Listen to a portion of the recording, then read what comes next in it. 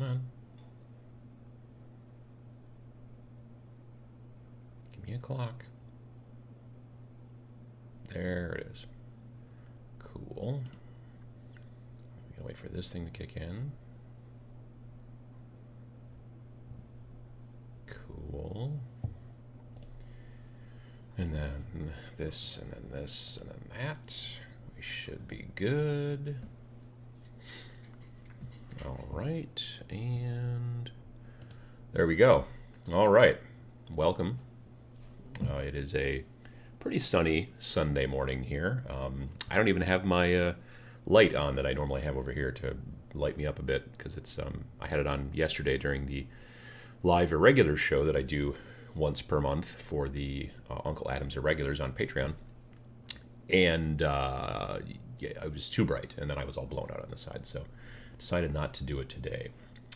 We've got a lot of people here, which is great. Let me see here. So, hello from Northern Virginia. Hello from Texas. Good evening from Qatar. Oh, interesting. Let me see here. Colombia, Canada, Belgium, Germany, Ontario, Italy, Michigan, Phoenix, Manchester, Gothenburg, Guildford, Portugal, Belgium, Germany. Good morning from Richmond, VA, going to GalaxyCon next weekend. First con in a long time. Those are a lot of fun. Local conventions are great. Let's see here. Germany, Arkansas, Indiana. Good morning from the Pocket Dimension from JP Got Rockets. St. Helens in the UK. We've got Bavaria, Poland, San Antonio, Texas. Good morning from cool and rainy Arizona. That's usually cool and rainy is not what you think of when you think of Arizona, but there it is. Washington Heights, Florida, Manchester, Northern Georgia, Poland, Texas, Massachusetts, Denmark, Spain, Montana, Denver, Moscow, San Diego, Sunburst, Montana. Good morning from Door County. How you doing, Joe? We've got Canada, Utah, Scotland. Good morning from Chicago. Montreal, Canada, Ottawa, Poland, Germany, Thailand, Netherlands. Just working on finishing up my first start collecting box for my Nurgle army. Nice. Hooray for Papa Nurgle.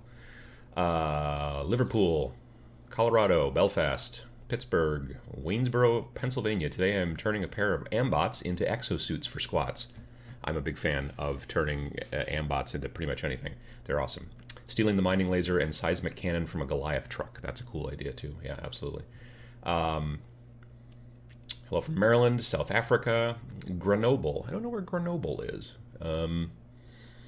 South Carolina, Chicago, California, Erie, Pennsylvania, the Philippines, Joliet, Helsinki, Finland, Cape Town, South Africa, Bristol. Spend the evening painting my first ogre, Hrothram's Man Trappers. San Antonio, High River, Canada, Melbourne. Good morning from Wisconsin. Frankie Lee Bailey says, had a great game of Paranoia last night. They almost made it out of the first room before starting to kill each other. The computer is your friend. Love, friend, computer. Yes. For those of you that don't know, Paranoia is it's an old school RPG, tabletop RPG that had been re-released recently, and it's kind of a dystopian future where the computer AI runs everything, but it's got a lot of tongue-in-cheek going on. So yeah, Hot Springs, Arkansas. Hey, it's Emily. This Ohio girl says, hello from California, lurking at work. Good to have you. We've got Idaho, Southeast Wisconsin. Any news on Seraphon Battletome release date? No. No one tells me nothing. I saw the release at, well, not the release, but they talked about it at LVO that there was going to be the Battletome coming out, but they still hadn't said the date, from what I understand. Greetings from the bushes outside your window. I don't think so. Those bushes are very overgrown. Stefane. Oh, I'm pronouncing that probably totally wrong. I apologize. You give the best advice ever to people in the business. Started late watching your videos, but really enjoyed them. Now I am hooked on your videos. Well, thank you. I appreciate it. North Carolina, plugging away at Kingdom Death Miniatures. I've got some friends locally who are starting to play Kingdom Death. One is a painter. I don't know if he's going to paint them that much or not, but they've been playing, and they've been enjoying it. I really think the models are amazing. I don't know if the game is my thing, though. I don't know. But the models are amazing. I should really sit down and play a demo at some point. Is honestly what I should do. Cool Southern Maryland. We've got. After watching your video on Star Breach, I jumped in on the Kickstarter and. Whoops. Any thoughts on future bat reps? I'm thinking about it. Grenoble is in southern France in the Alps. Well, there you go. Now I've learned something. G'day from Australia, Stockholm, Sweden, Italy. We've got Central Illinois, Texas, Ukraine. Another one from Italy. Let's see here. What else? Hot Springs, Arkansas. Buenos Dias from Mexico. So cool to see wargamers and painters from the whole globe. I agree, says Joe. You're right. Good morning from Wyoming. Yeah. Let me see here. Nearly Canada. That's close enough for my books. Good afternoon from Swindon. Mark Maxey says, thoughts on Privateer Press's new game, Warcaster. So they announced, did the Kickstarter start yet? Or they just announced that they're going to do a Kickstarter? Privateer Press is making a new game that is kind of basically War Machine, but sci-fi War Machine. So it's still got Warcasters, it's still got Warjacks, but now everything kind of looks a little... kind of in the vein almost of Infinity, which has got it like a touch. Like no one's got the big eyes like an anime, but the robots are all kind of anime-ish as opposed to steampunkish like they used to be. Yeah. Dave Rudin, hello from Dublin. Preparing my kill teams for Adepticon. Will there be a Tabletop Minions meetup? Yeah. Meetup during Adepticon will be on the Friday of Adepticon, which is like still a month away. And it'll be 6 p.m. on Friday. It'll be me and Sam, and we'll hang out and talk to folks and stuff. We'll announce as we get closer to it where it's going to be. It's always kind of a bit of a thing. So keep an eye on the Instagrams and the Facebooks and whatnot. But yeah, it'll be 6 o'clock on Friday. Partially because Sam doesn't teach any classes on Friday, so he's got the day off, so we were a little bit easier to kind of schedule things, which was good. Devin Jones asks, I wonder if Death Guard is ever going to get Psychic Awakening rules. That's a good question. I don't know. Greetings from Germany. Started painting some Chaos Boys from the Goreblade Warband, Age of Sigmar, but primarily yellow instead of red, trying out new techniques like painting weapons in new styles. Trying out new techniques is a good thing. I mean, you know, it's nice to also practice the stuff that you already like, certainly, but and you know, to get better at it and things like that. But looking at new techniques is also a good idea, and I'm trying to do a little bit more of that this year. And a little bit of that is what I'm going to talk about at some point later on in this show. Let's see here. Somewhat new to the hobby, a bit lazy, but your videos are helping me today. Today I built 4 minis. Well, that's 4 more than you had earlier today, so that's spectacular. Greetings from England. Good morning from Alabama. More specifically, the bathroom at my job. Well, there you go. Greece, Tulsa, Stockholm. Let's see here. George says that they're looking forward to Warcaster, so that's cool. Yeah, I was really hoping, the only downside, in my opinion, is that I was really hoping it was going to be a much smaller game, not scale-wise, but like, you know, the number of miniatures. But they said right in the thing, oh, and you're going to have, you know, 20 to 30 miniatures per army, or per side, or whatever, which is kind of what you do right now in War Machine and Hordes. So I was really hoping it was going to be like 5 to 10, you know? So, yeah, I don't know. Let's see here. Greetings from the UK. Moving house soon, so packing up all my hobby stuff in boxes in preparation for the move. No hobby for a few weeks until I can get unpacked at the new house. Moving is the worst. Yeah, I'm not a fan. So, yeah, I feel your pain. Admittedly, it was nearly 10 years ago, the last time we moved, but we'll try to not do it again, at least in my opinion. Let's see here. Corvus Games Terrain says, look out for some of my Mandalorian-inspired terrain at Adepticon on the Legion tables. Well, that'll be cool. I'm looking forward to that. I saw that Lego announced that they're going to make the Mandalorian's ship in like a Star Wars Lego thing. Is that Razor's Edge or whatever it's called? So yeah, that's kind of cool. Let's see here. David Moffat says, maybe VJ Morph is still out on a run. VJ Morph poked his head in actually before the show started and said he wasn't going to be able to make it tonight because he has to sleep because he's been... You know, it's summer over there, and so he's been doing these huge shows, big, you know, like techno festivals and whatnot, because he runs the lights and, you know, video shenanigans and whatnot. So yeah, I think he's again, it's like already tomorrow over there, and so it's a whole thing. So yeah, he said he needed to sleep, otherwise he was going to croak. So, good afternoon from Iceland. Painting up some Zangors for Kill Team. That's cool. I have played against Zangors before. Sancors, I'm okay playing against. The actual Thousand Suns, they are tough nuts to crack. Let's see. I hope Necrons get something cool during Psychic Awakening, either a remodel of a character or a new character unit. I don't know. Have they done much in the way of remodels? I mean, I guess the Blood Angels got a new Mephiston, I think, didn't they? But I don't know if they've done much on the other. Most of the other ones have just been data sheet changes and some other shenanigans. Hi from the Isle of Wight. What is that blue thing over your shoulder? This is that's Nick Ramondo. It's technically it's a sidekick, but it's also my wife's cello case. The cello case has got googly eyes on it because VJ Morph, who I was just talking about, sent them from Australia. So that was very nice. Let me see. Randall says, I've got to head out to a Legion game soon. Glad to finally make one of the shows. Well, we're glad to have you, Randall. Yeah, we haven't seen you in a while. Let's see. Joshua Daniel Flores says, greeting from the Philippines. Adam just finished running a painting class earlier for the new Age of Sigmar players. Nice. That's good to hear. It's, I think, at stores and things like that, when they're trying to push new games and get new people playing and things like that, you've got to... It's one of those deals where you need to not just teach people how to play the game, but folding the hobby part of it into it is also a good idea. So we've got Jay Tick in the house, as it were. Talked to a certain guy with inside info on Warcaster. I think it's pretty decent. He's saying you're looking at 25 models for the game. I'm cautiously optimistic. That's still a little more than I want personally, but I hope it does well for them because I always want Privateer Press to do well.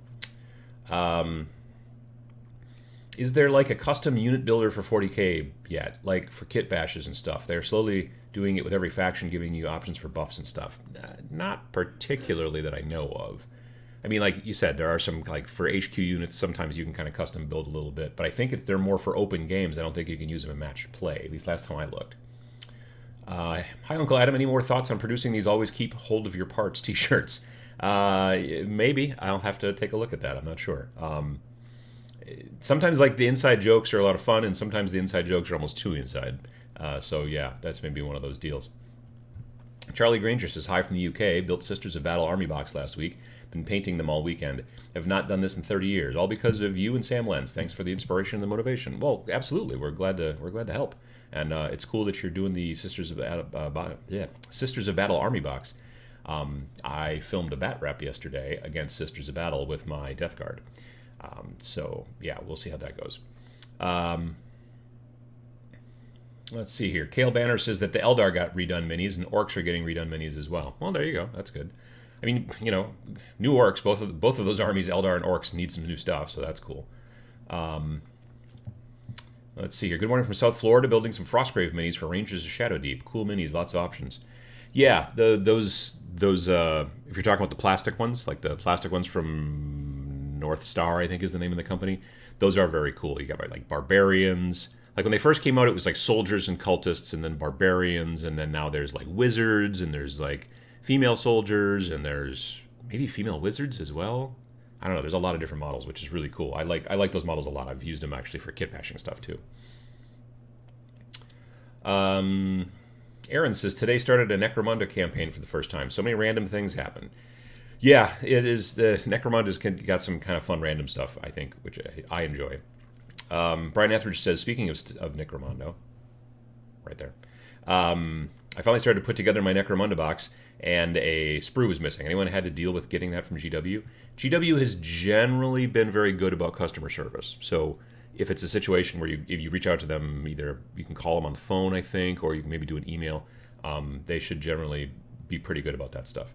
And I would assume send you a new one pretty quickly. Yeah, they've been pretty good about it. Let's see here. David Moffat says, the biggest local game store in our city is running a task force to promote indie miniatures agnostic skirmish games. Well, that's cool. I think that, I mean, a lot of companies, a lot of game stores, which are companies, but, different than game companies, a lot of game stores are generally overwhelmed to some degree with all of the stuff that they have to do in business just to keep themselves, working. So being able to sit down and run some events is key for a game store, but they're frequently going to hit the biggest low-hanging fruit. So, like, what are the big games that everybody wants to come into the store and play? Like, you got your Magic the Gathering, Friday Night Magic, all that stuff. You've got maybe X-Wing tournaments, you've got 40K tournaments. So when a store takes the time to say, look, we're going to start like a league or some sort of event or something for more miniature agnostic games, two things. Number one, I think it's really great for the hobby because it focuses more on the actual building and the modeling as opposed to just like the tournament play. And secondly, it would help them to move more of those types of models. Now, there are lots of shops out there that don't carry like head swap stuff like from Puppets War or from Anvil Industries, or Spellcrow. There's a lot of shops that just carry like the kind of relatively mainstream stuff. But to be honest, like the stuff I'm going to talk about today, the majority of that stuff is Necromunda stuff, which is not exactly perfectly mainstream. It's still Games Workshop, but it's not 40K. It's like a little bit off. But still pretty much, So yeah, it's interesting. It's a smart thing for stores to do, but a lot of stores don't have the time or the manpower to be able to pull it off. Ray asks, Uncle Adam, what is the history of Pachow? Is it a Wisconsin saying or a family inside joke? Just wondering, love the show. I don't know. I literally when they added the ability in YouTube, like when I first started YouTube, the little cards that pop up here, when I can't do them in the live show, but in a recorded show, you can say mark right here, and you get this little eye, not like an eyeball, but like a circle with an eye, lowercase I in it, and then the text flies out and goes, and then it'll say something, and it's a link, and then you can go, and the idea is that it's supposed to also work on mobile as well. Well, when they started doing that, I wanted to start implementing it, and I thought it would be interesting to sort of like point to it or whatever. So I had to practice to remember which side to point to, and so I would have to sit, and I was in the basement, I believe, so it was back when it might have started when I was in the old studio, I'm not sure. But I just was going to just like point, and I was like, I needed a noise, just be like, or bang, whatever. And just Pachow just came out, and people responded quite well to it. And then it just became, I hate to say it became a meme, but it became a saying, it became a thing. So, so that's kind of how that happened. So it's just like the first kind of words that came out when I decided to go up here, or whatever. I wasn't planning to make it a catchphrase, but it's become one. So that's cool. But yeah, so it's that's kind of where it came from. Not an inside joke, not a family thing, not a Wisconsin thing, just a me thing, I guess. JP Got Rocket says that North Star has both the Oathmark and Frostgrave figures. They're interchangeable. Big ups for Joe McCullough for the great game design. Yeah, Joe McCullough did Frostgrave and did Rangers of Shadow Deep, and they're both great games. So if you're interested in those, you should take a look. Rangers of Shadow Deep originally was self-published by Joe, and it came out through like Drive-Thru RPG and a company like that, like print on demand, or you just get it as a PDF. But now they're making a deluxe version or something like that of Rangers of Shadow Deep, and it's going through Modifius, who is a big-sized, decent company. So that's really cool. He got picked up by a company like that. Still, I'm a little confused as to why. Osprey didn't want to publish it. My only thought, honestly, is that maybe they thought because it's close enough to Frostgrave, because it's designed by the same guy, that maybe they thought that it would cannibalize Frostgrave sales. I'm not sure. So, but yeah, I haven't heard anything about it necessarily. I mean, I like both of the games, but I haven't heard anything about the behind the scenes on why that happened or anything like that. So, let me see here. Greetings, everyone. I moved recently into a camping car, and I'm starting to do some hobbying. I do have a portable paint spray booth. Oh, that's really cool. But was wondering if I could spray without it, as it does consume quite a lot of energy. So spraying while not hooked up on the grid would be out of the question. Any ideas? Generally, if you're using, if you're using a rattle can, like a spray can, you don't want to do that indoors, and I would definitely say you probably don't want to do it in your car, because the propellant that sprays out when you're spraying the paint is really smelly and not good for you. It's bad fumes. When you are using an airbrush hooked up to a compressor of some sort, then there's no fumes, really. I mean, from normal acrylic paints. There are particulate that you can get sucked into your lungs a little bit, so you want to wear a mask. But the reason generally that you use a hood like that to suck up the spray hood, like that, is to do two things. Number one is to try to pull more of the particulates out of the air so they don't go in your lungs. But if you're already wearing a mask, that's not as big of a deal. But the other thing is to make it so the particulate doesn't just settle all over your car. So I don't have a spray hood where I paint down in the basement, but it's this weird little room under the stairs. It's a little Harry Potter room under the stairs. And so every once in a while I just wipe it down because paint dust gets everywhere. But like if I was doing it here in the dining room, I would need a spray hood because otherwise paint dust would get all over the place, and that's not cool in the dining room. But in the weird little room that used to be a coal bin underneath the stairs, that's not a terrible thing. You can just wipe things down once in a while. It's fine. In your car, I wouldn't think you'd want paint dust all over the place. So it's kind of a problem. Let's see. Greetings from a reasonably sunny Somerville, Massachusetts? Maybe, yeah, I think so. Getting ready to run a Warcry campaign, having a blast working on the big bads, especially the Mind Stealer cat. Oh yeah, no, that's a kind of an interesting model. I did just recently see that. Nick Owen says, do you think Primaris Legion of the Damned will be a thing? I mean, I guess you could technically make them now if you wanted to. They don't have specific... I think I've seen people do it. Sam might have even done a Primaris model that he tried to make kind of look like Legion of the Damned. And it was cool because what he did was, if I remember correctly, I think that he just put a skull where the head would be normally. But then the way, it was like mostly black, but although maybe it was blue. But it looked like it was lit from the inside. So like, where the head goes into the neck, or this in the case, the skull, it was all like lit up and like super bright. And then it was like OSL, the object source lighting, that looked like it was almost like lit from inside the suit, and the skull was all orange and yellow and stuff. If you watch Sam on Twitch, which you should do because he's good on Twitch, like over in this corner up here, while he's got like a slideshow that's running through different images and stuff he's finished, and one of those is that model. So if you watch it next time, you can see it. It's very cool. Whether they will make specific Legion of the Damned models, that I don't know. It seems... I don't know. They're not crazy popular. It would almost be like they would have to match it to something like a Psychic Awakening book and then maybe release a new box. But that's, I mean, a whole new box of miniatures. Anything from like Death Guard where you get 7 up to like, say, normal Primaris or Chaos Space Marines where you're doing a full resculpt with options of like 10 models. Just the molds for that can be, in most situations, both of those molds... There's usually 2 sprues in a box these days. So if you get 2 sprues in a box, those molds can cost $10,000 to $20,000 a piece for each of them. So you're looking at maybe $40,000 to $50,000 just in mold costs. Then of course there's all of the extra, like all the sculpting that had to have gone on, and all the design and the meetings and back and forth and all that stuff.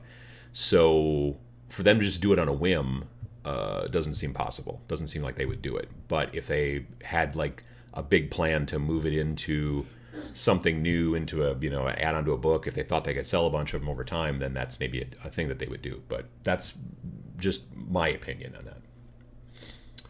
Uncle Adam, looking at getting a resin 3D printer. Any suggestions or recommendations? What size, type, features do you recommend? I made a video a while back actually about why I'm not getting a resin 3D printer. I don't like the smell that most of them have, and I know that there are newer resins out there that you can get that smell less, but I'm kind of sensitive to smell to some degree. So if basically my point is this, as far as resin printers are concerned, they do great work, but it becomes another kind of hobby that you almost have to have, both with resin and with filament printing, honestly. So you honestly, I mean, they're cheap now. That's the thing. When I first looked at resin printers at the time, Formlabs was the only company really much that was making them out there for like the normal consumer market, but they were still $4,000 to $5,000. Now you're looking at like Elegoo Mars and Anycubic Photon and companies like that, and they're selling between $250 to $500. So they've become quite reasonable. The resin's still not cheap. And there's a lot of like, there's cleanup and there's this and that, and definitely people in the comments were like, oh well, you just, the cleanup's not that bad, or like you can just get rid of the smell by just building a vent hood all the way around your thing. And I'm like, but I don't want to do all of that. That's the reason I don't want to spend the $250, is because I don't want to have to spend another $100 to $200 and all this time to build a hood around it so I can vent the fumes outside my house and all that stuff. So understand, maybe watch that video. It's from like a couple of months ago, I think, on my channel. But maybe take that into consideration. 3D printing does become almost like another hobby because it's not generally just, heck, regular paper printers still suck and don't necessarily always work and sometimes have to be coddled a bit. So 3D printers are still not quite, plug and play, as it were. They're getting closer. They're definitely better than they were even 3 years ago. But take that into consideration. If you want to make like a side business where you sculpt cool stuff in some sort of software and then you print out masters from it and then you make molds and then you crank them out in like dental plaster and sell them on Etsy or eBay or whatever, and great. Then it's I think a good investment because you can be making money back with it. But if you just want to do it to print some miniatures, the other thing is that sometimes the resin can be kind of brittle depending on the resin you buy. I've been told also that it will, over time, sometimes the resin will break down a little bit. So, if your models all of a sudden start to snap off arms and junk like that, think ahead a little bit about it is I guess, my best advice. Let me see here. Does anyone know what size magnets to use under 40 bases for magnet trays? Like with 25 millimeter ones, if you can, like basically you get the magnets that are the right height and they don't have to be huge circles. I mean, you're looking at, and that doesn't help you at all. I don't know, is that a 1/4 inch maybe? When you get into bigger models that are like on 32 millimeter bases and 40 millimeter bases, you might want to put 2 of those magnets on there. Not so much with the 32s. If it's a plastic model on a 32, I bet you 1 magnet will still do okay. But if you start getting into some metal models and things like that, they've just got more mass, and then maybe 2 magnets might not be a bad idea. I've got friends that have done that, who've magnetized their models. I've never done. I mean, I've magnetized like arms and heads and stuff like that, but to magnetize them, to put them on a rack for carrying them around, or to put them in like a metal case for carrying them around, stuff like that, that I've not actually done. So if anyone else has got any good suggestions there for Pokey Cactus, let them know in the comments. Let me see here. Top 10 says, hello there. I started at the 25th February with Age of Sigmar because of your vids. Just here to say thank you. Well, thank you. Absolutely. I'm glad to hear it. Edward Banger says, a Legion of the Damned upgrade sprue feels more realistic than unique models. They are fundamentally Space Marines after all. That's a very good point. An upgrade sprue, because they've done plenty of upgrade sprues. They've done them for... what have I just seen recently at the store? White Scars, Dark Angels, Blood Angels. Those are just the ones I saw. I just was and these are all for Primaries. I was just kind of flipping through them at the store. So yeah, that's a very good point. They might just make a Legion of the Damned upgrade kit, which would give basically a bunch of skull heads, which I would just buy because that would be awesome. A bunch of cool Primaris scale like skull heads, awesome. And then different shoulder pads. And maybe a little accoutrement here and there, a little extra junk, and here's the deal. Let's all think real hard that they're going to do that, and then hopefully they'll do it. It's it'd be cool. Uncle Adam, in your intro, what is the game? What game is the Sherman from? It looks like a little small to be bolt action. Flames of War. Yeah, me and some friends used to play Flames of War, so that little setup there is Flames of War. So that model is like 15 millimeter scale or so instead of 28. George says, I would love a Legion of the Damned Primaris upgrade sprue. Been waiting to do a Legion kill team. Yeah, same here. A Legion of the Damned kill team, that would be spectacular. That'd be a lot of fun. I think they should totally do that. Okay, again, we're all thinking about it. Think.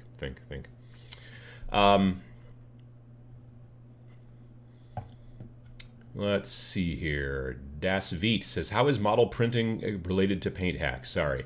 So, normally when I do these live shows, I mostly answer questions, but I talk... There's a subject, and usually the subject is, I maybe only talk about 20 minutes about the subject out of the 2 hours. I mainly answer questions, but there's always a subject that I talk about a little bit. I just haven't gotten to it yet. So that's kind of the standard way this has been going for the last 3+ years that I've been doing this live show. So sorry if I haven't gotten to it yet, but I will get to it soon. Let's see here. Uncle Adam, any updates on cleaning up the basement? Will there be a new video when it's done? I'll probably do a new video when it's done. There's not been a ton of updates. I've done a little bit of stuff, but I've also been painting lately, which I initially didn't... I initially wanted to not do any more painting until I got the basement cleaned, but that was not great for my let's just say it wasn't great for my mental health for a while there. So I was like, and so I did some painting. But I've also been able to make some content because of it, and some stuff that I'll be talking about very, very soon here in this very episode. CD Darkmane says I'd be up for a whole Legion of the Damned Codex. Well, they've never done it before. I mean, they could. If they did, then you would probably definitely see at least a box kit. That'd be pretty cool. But yeah, I don't know. That's a good question. I don't know a ton about their backstory. I don't know that there would be Primaris Legion of the Damned, because from what I understand, Legion of the Damned came from like a while back. And so they just show up. I know that. And then they're like, ta-da, and then they get into a fight, and then they take off again somehow. Kind of like Santa up and down the chimney. But yeah, I don't know. I don't know that there would be, Primaris, just like in, well, I was going to say, just like in Chaos, you wouldn't really have Primaris Chaos, except that you could, because you could have new Primaris who flip over to Chaos now.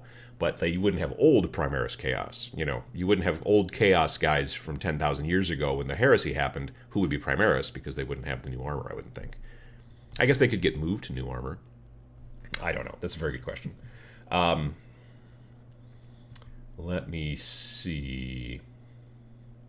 People talking about 3D printing. Catgut Painting has a short video on converting cheap containers to hold magnetized miniatures. Yeah, I've got a friend who plays Sylvaneth, and he's magnetized Sylvaneth are the tree people, and they're all super spindly and pointy. And so he's magnetized the bottoms of all their bases, and then he puts them in a tackle box that's metal, or he puts them in like one of those boxes that goes, those plastic boxes that you put underneath your bed that you put your shoes in or whatever, and he just put like a metal sheet in the bottom. I forget which way he did it. I've seen both ways recently at the shop, and I just forget the way he does it. J-Tick asks, did you make it to Fire and Ice this weekend? I was wondering how it was in the new location rather than the old barn that it was at. No, I did not make it this weekend, unfortunately. I had other plans yesterday, which were fun, but I did not get a chance to make it. I chit-chatted a little bit with our mutual friend Eric, who is there. He shot some videos and showed me a little bit around and stuff. So yeah, it looks nice. I'm looking forward to hopefully being able to go next year. So, Uncle Adam, have you built large Forge World kits before?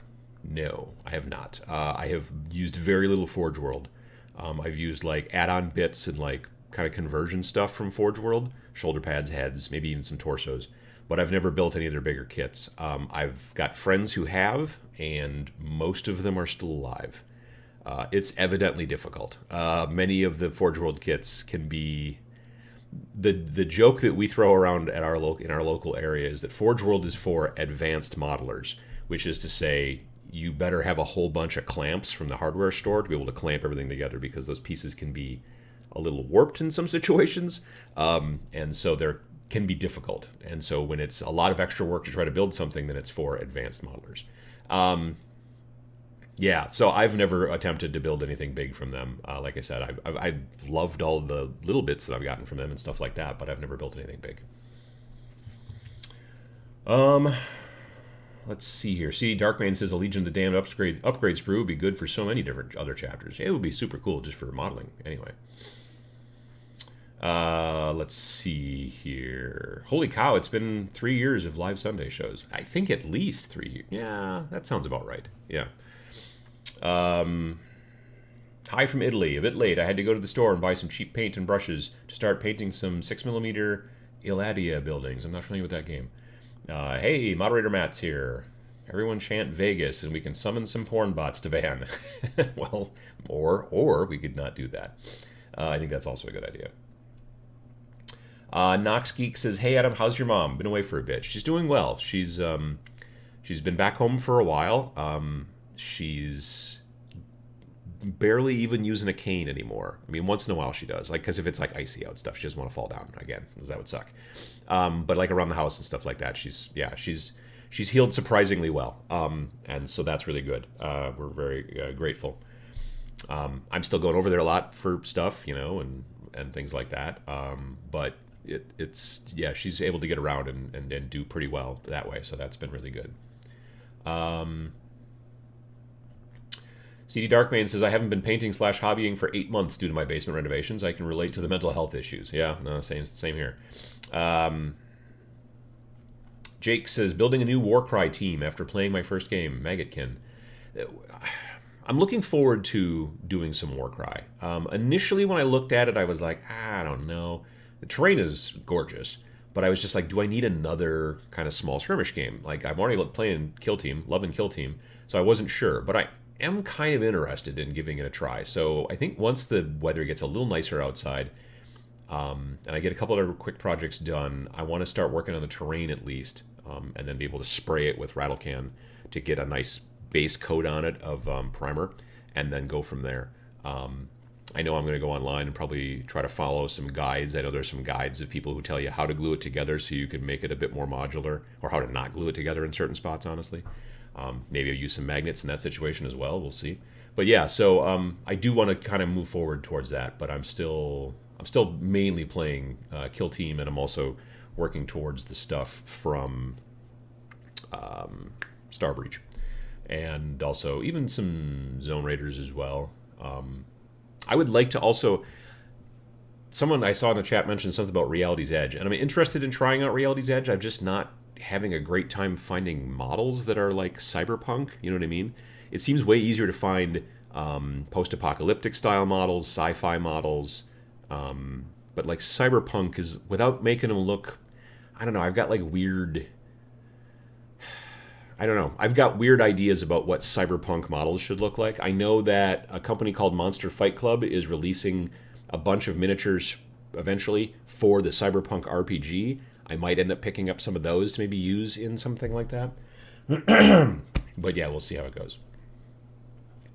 Where are we at? So let me see here. Was hoping to eventually get a Necron Tombstalker from Forge World. Guess I'll have to wait for that. I mean, there are plenty of people out there. Excuse me, I got something stuck in my throat. There are plenty of people out there who love Forge World and building and all that stuff. I just I don't know that I'm a good enough builder in some situations. Obviously, there is gorgeous stuff that comes out of like those. When you go to a big convention like Nova or Adepticon, and you see all those Warlord Titans and stuff like that, those are pretty amazing models, but they're also a huge project. So take that into consideration as well. It's not just that, I'm going to spend $2,000 and get this humongous model. It's, I'm going to spend $2,000 to get bags and bags and bags and bags of parts, and then be putting it together for a really long time, and then painting it. I mean, it's a big project. It's not just a big price tag. It's a big project.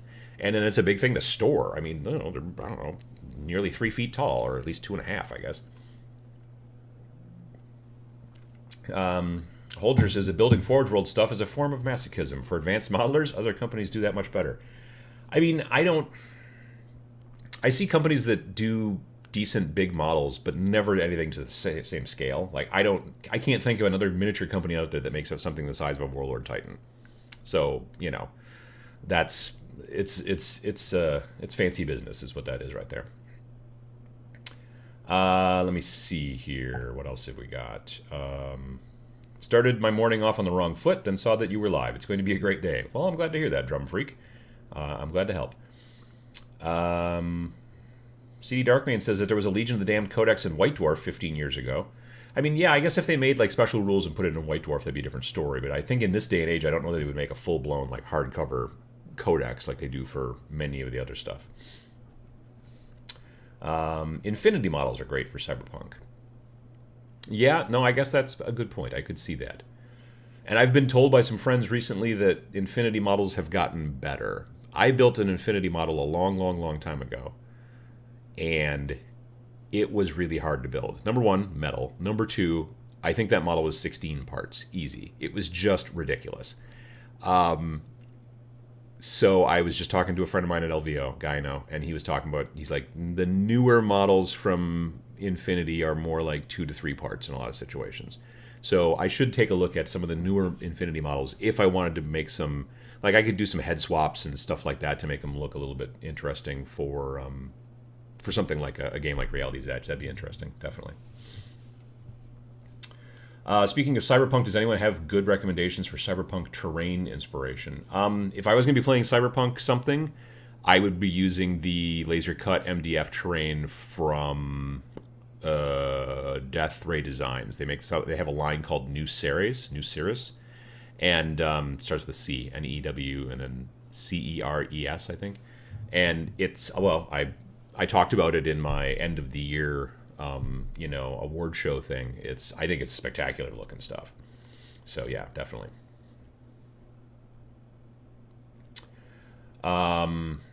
Ruben Lopez Catalan, which I probably mispronounced, but I apologize. I just heard that Darren Latham is taking his channel down. Oh, that's a bummer. I wonder why that would be. That's too bad. Darren does really good work. The gameplay of Warcry is very nice and straightforward, which can make for quick games. Yeah, it is designed, in my opinion, to be more of a campaign game, because you play quick games, but you play a bunch of them in a row. And so you do that. It makes sense like that.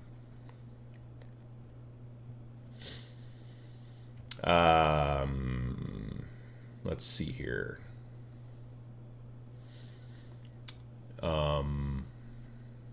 J Tick says, I've been known to do a Forge World model or two. I've built everything besides a Warlord. Yes, that includes the Nemesis. They can be trying at times, but it's rewarding at the end. Maybe it's a long-term project. Oh yeah, no, it would be for pretty much anybody who's going to go that direction. It is a long-term project, and they do look amazing when you dump, but it's for advanced modelers. Let's see here. What else have we got? Emily says, no children for me, ha ha ha, including toddler-sized Titans. No, I can understand that. Also, you would not want that big, huge toddler-sized Cthulhu from Cool Mini or Not. Yeah, I don't... At that point, calling it a miniature seems silly. I mean, you know what I mean? And then where do you put it? That's a good question. David Moffat says, Merck's miniatures seem Cyberpunk adjacent.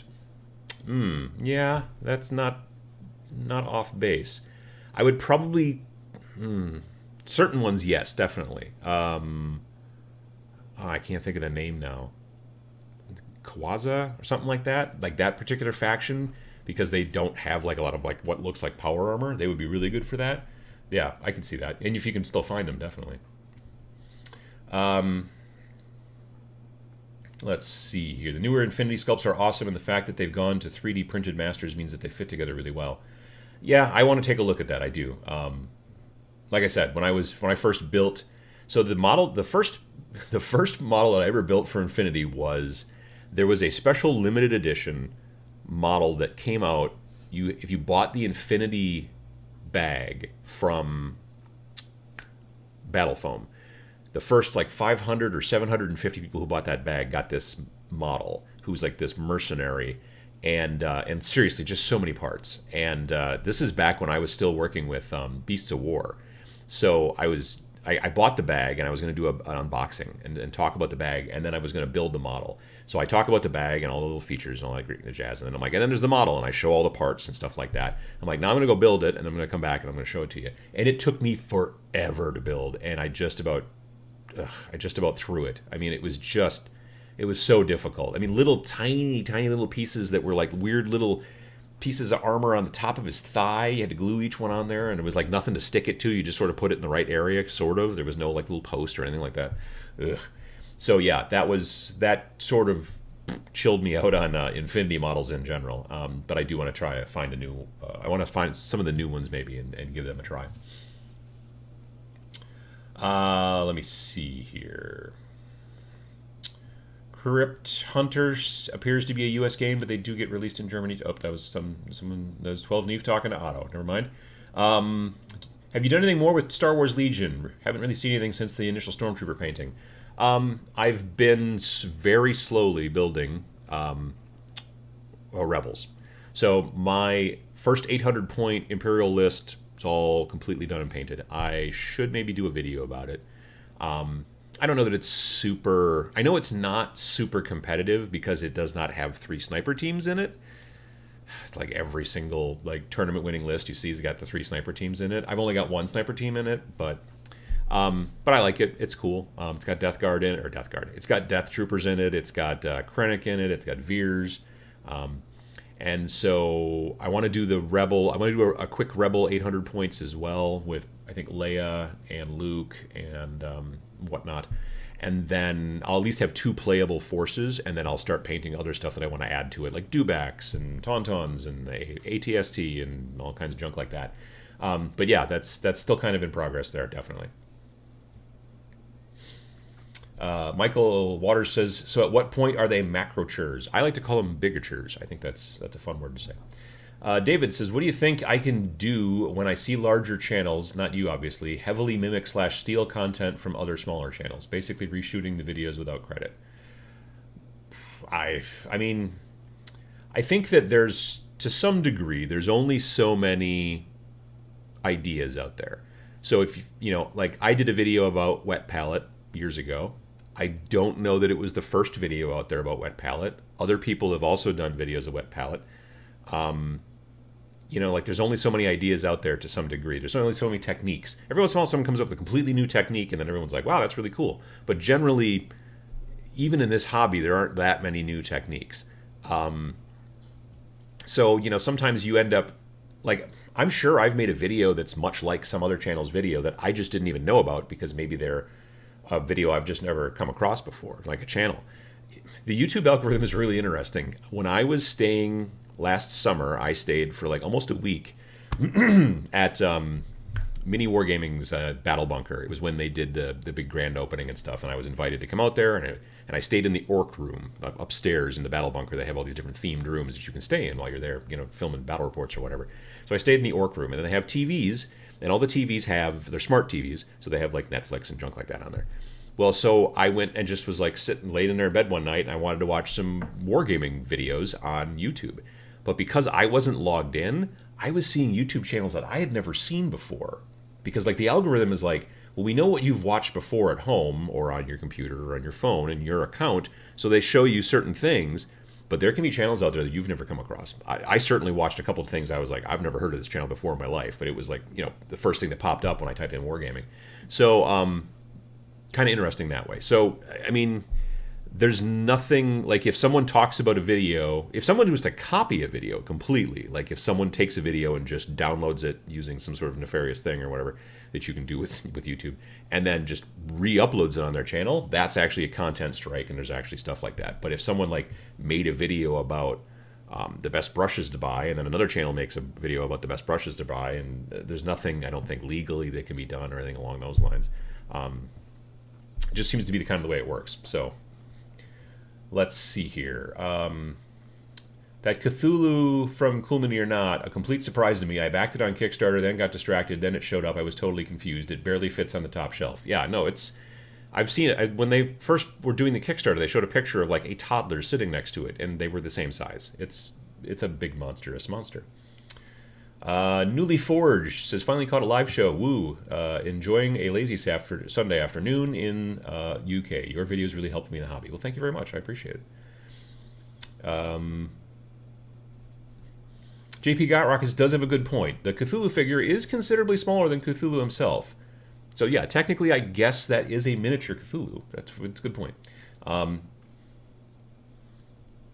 big is the ATST, Adam? Maybe a foot tall, maybe a little bit less, maybe 10 inches. I don't know. Yeah, not huge, but decent size.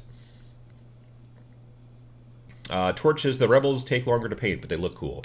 I am going to be probably using...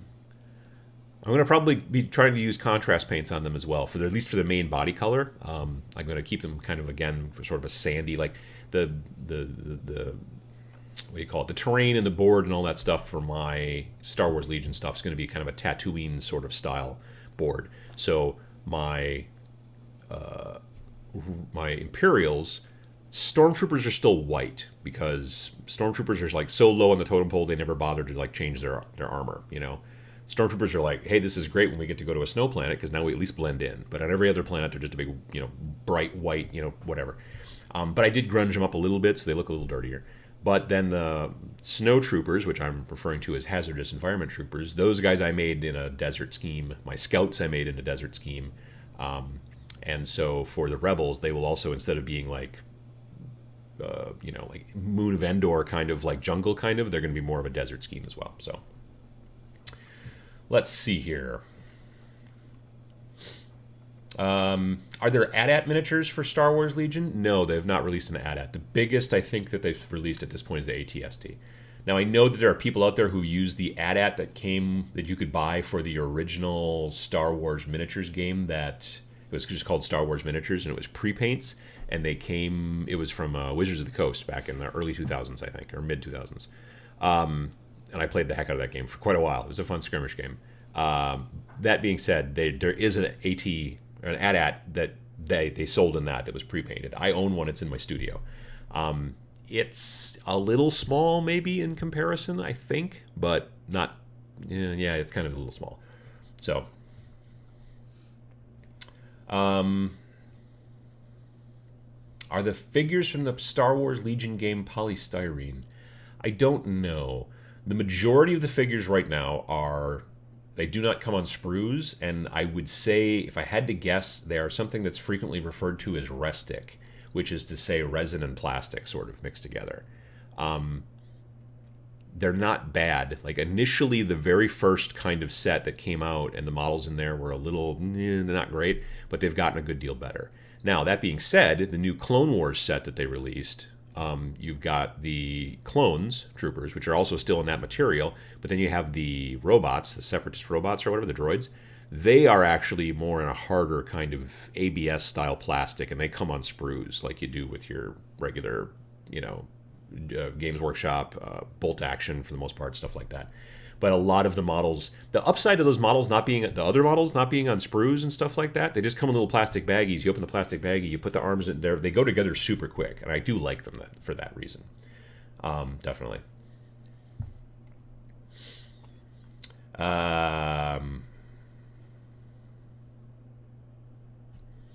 Carlos says that I have a small channel and coming out with pure new content is too difficult. You can't be sure that no other channel has got the same idea. Well, exactly, especially with the literal millions of channels that are out there on YouTube. Admittedly, within our small little subgenre of tabletop gaming, there are not millions of channels, but there are still a lot. So yeah, exactly. On Etsy, I saw someone selling 3D printed terrain of Black Spire Outpost from Disney's Galaxy's Edge. Very tempting. Oh, that's the new, the theme park, right? Yeah, well, that's kind of a cool idea. I mean, I'm sure that they're going to get sued at some point, probably if the mouse sees them. But yeah.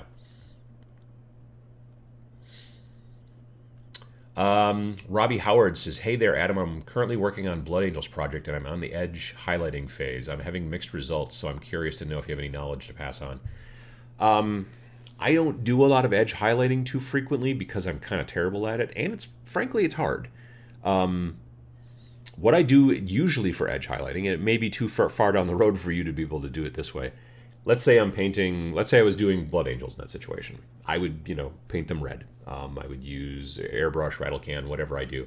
Probably do a couple different layers. I would maybe start with a brown, like a dark brown primer, and then spray them from above with red. So you get some of the dark brown, like in the armpit areas and between the legs, and it builds in its own shadow. And then you spray the red from above to make it the red. And that way it looks like the model is lit from above, which is what you want, and it's a whole thing. So you get to that point, then I would edge highlight, but I would not edge highlight by going through and using my brush to do every little bit. I would go to the dollar store and get one of them big makeup brushes, or like real big round ones, and then I would use whatever color I'm going to use for my dry brush, for my edge highlighting, which in this situation you wouldn't want to use light red because light red is pink.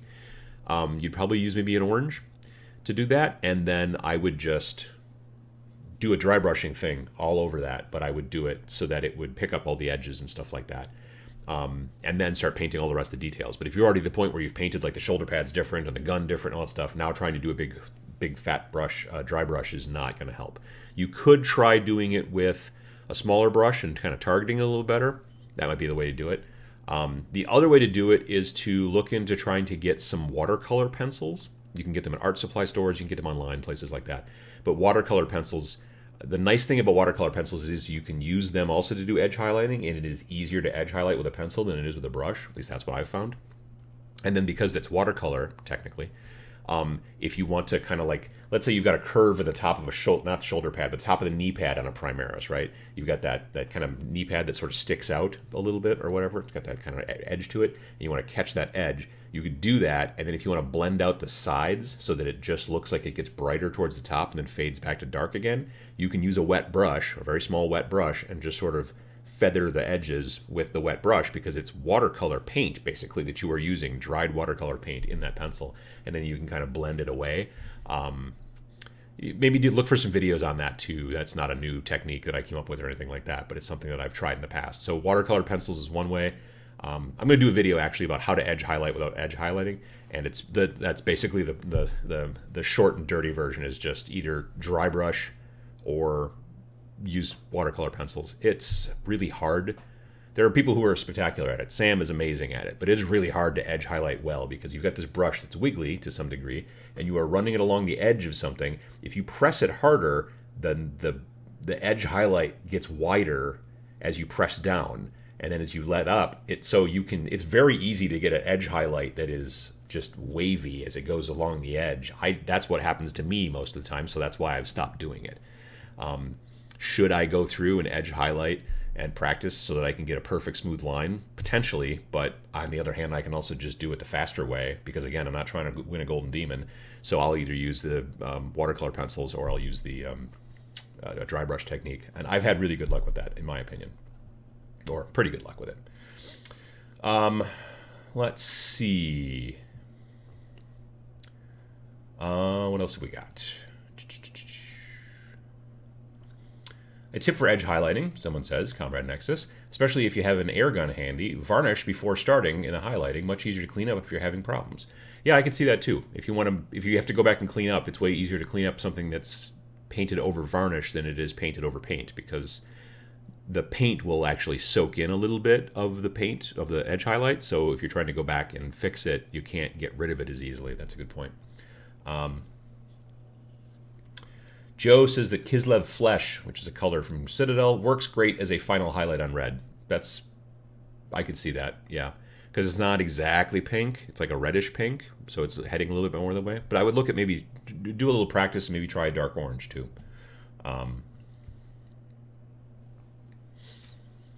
Let's see here. What about still doing the dry brush with a red glaze over it to blend? I've never dry brushed a glaze. Glazes are very wet. It's very hard to dry brush something that's wet. You know what I mean? So that's kind of the issue there. I generally like my dry brush paint that I'm using to be almost a touch tacky. So I talked about this in the video. Well, you guys haven't seen it yet, but it's coming eventually. With me and Sam talking about paints.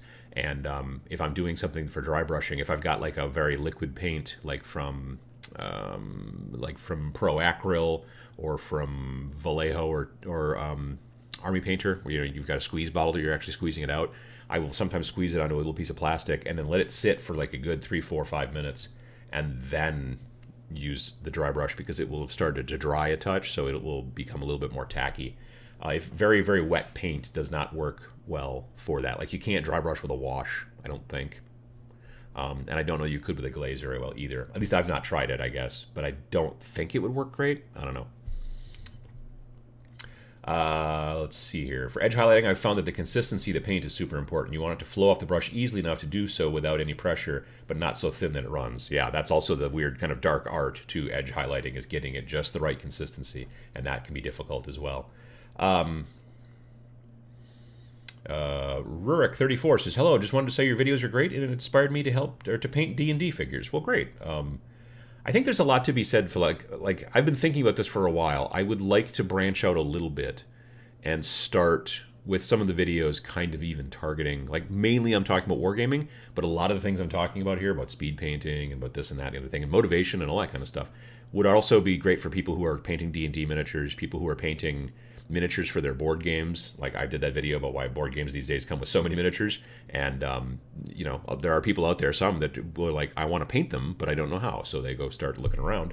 So if I make some videos that are about that, I can maybe get people, A, not only to paint their miniatures that come in their board games, but B, they might eventually be like, well, I've been hearing about Kill Team, and then there you go. So that's what I'm looking at. Robbie Howard says, yeah, I agree, it's very tricky. Watercolor pencils sound very interesting, and I will give it a go. Thanks, Adam. Definitely, absolutely. So, speaking of painting and speed painting and all that kind of stuff, it is 10 p.m., at least on my clock. I don't know about y'all. So, let me see here. What am I going to do? I'm going to click on that, and then that's going to be weird. And then I'm going to do this. There we go. Okay. So, this is my Instagram account, which is where I've got some pictures that I was going to reference, and so there you go. If you don't follow me on Instagram, you should. I'm almost at 17,000 followers, so there you go. Enamel washes are one thing that it's a technique that I've been trying to practice on for, what do you call it? Wait, I gotta go this way, I think. For speed painting. So a while back, I did these, which are just simple. I think they came in dark Imperium? No, the one before that. Dark Vengeance. They came in Dark Vengeance, I think. And they are Dark Angels. And they're very simple to build. You just basically glue on the arms with the gun, and you glue on the backpack, and you're done. They're very simple builds. But I use them for practice because I didn't want to not practice. I think it's important to practice. Can you guys see me at all? Maybe over here? Ah, that's a problem. That's why that camera's not working. Hang on, let me fix that. So anyway, let me see here. Camlink is no longer there. So I need to put in add source, devices, video, Blackmagic Design. Now I'm in the wrong spot, so we're going to put me over here, and we will shrink it down a touch like that. So we got our fun picture-in-picture now. Look at that stuff. Aha, there we go. If I can move over here, that's cool. Okay, anyway, going back to that. All right, so these guys, right. So these guys were just some models that I painted up real quick. I just primed them black, then sprayed them with a dark green, like almost like a military green, and then hit them with a bit of a light green on top of that, just to give them this relatively simple kind of green to black sort of fade. It's just a very simple kind of zenithal highlighting. Zenithal highlighting is not always white and black. Sometimes it's maybe red on top of black or red on top of brown or all kinds of stuff like that. I did a Rattle Can Tricks video years ago. You can look that one up. But yeah, so I just did these guys real quick. And then later on, I just very quickly painted them. So the one on the left here that says simple, that is literally just single layers of paint. So, well, you know, single colors of paint. There's no highlighting, there's no washes, there's no shadows. It's just the gun I painted silver, the casing on the gun I painted red. The red arrow, bone color thing on the shoulder, bone color flower, bone colored wings on the chest. That's just very simple. The next model I did some washes to with acrylic washes first, just to see if it was going to make a difference. So I put some acrylic wash on the chest wing things, put some acrylic wash on the gun, did a little bit of acrylic wash on the shoulder pads and that kind of jazz. And so here you can see on the back, the one on the left, it says simple. You've just got very simple, like the, what do you call them there? The purity seals, there's no wash on there. That's just bone color right over there, red. Everything is very simple. Here on the other side, the right side, the extra side, I added a little bit more wash. You can see the sepia wash kind of in the creases of the paper and all that kind of jazz. So this is all before using the enamel wash. The benefit of enamel wash is you can spray it on with an airbrush. I have not tried it with a brush, but you can spray it on with an airbrush very quickly, and you coat the model with it. And then I let it sit for about 3 or 4 minutes, and then I take an old piece of t-shirt, and I just start rubbing it off, rubbing the enamel wash off of the model. And so you get this very quickly.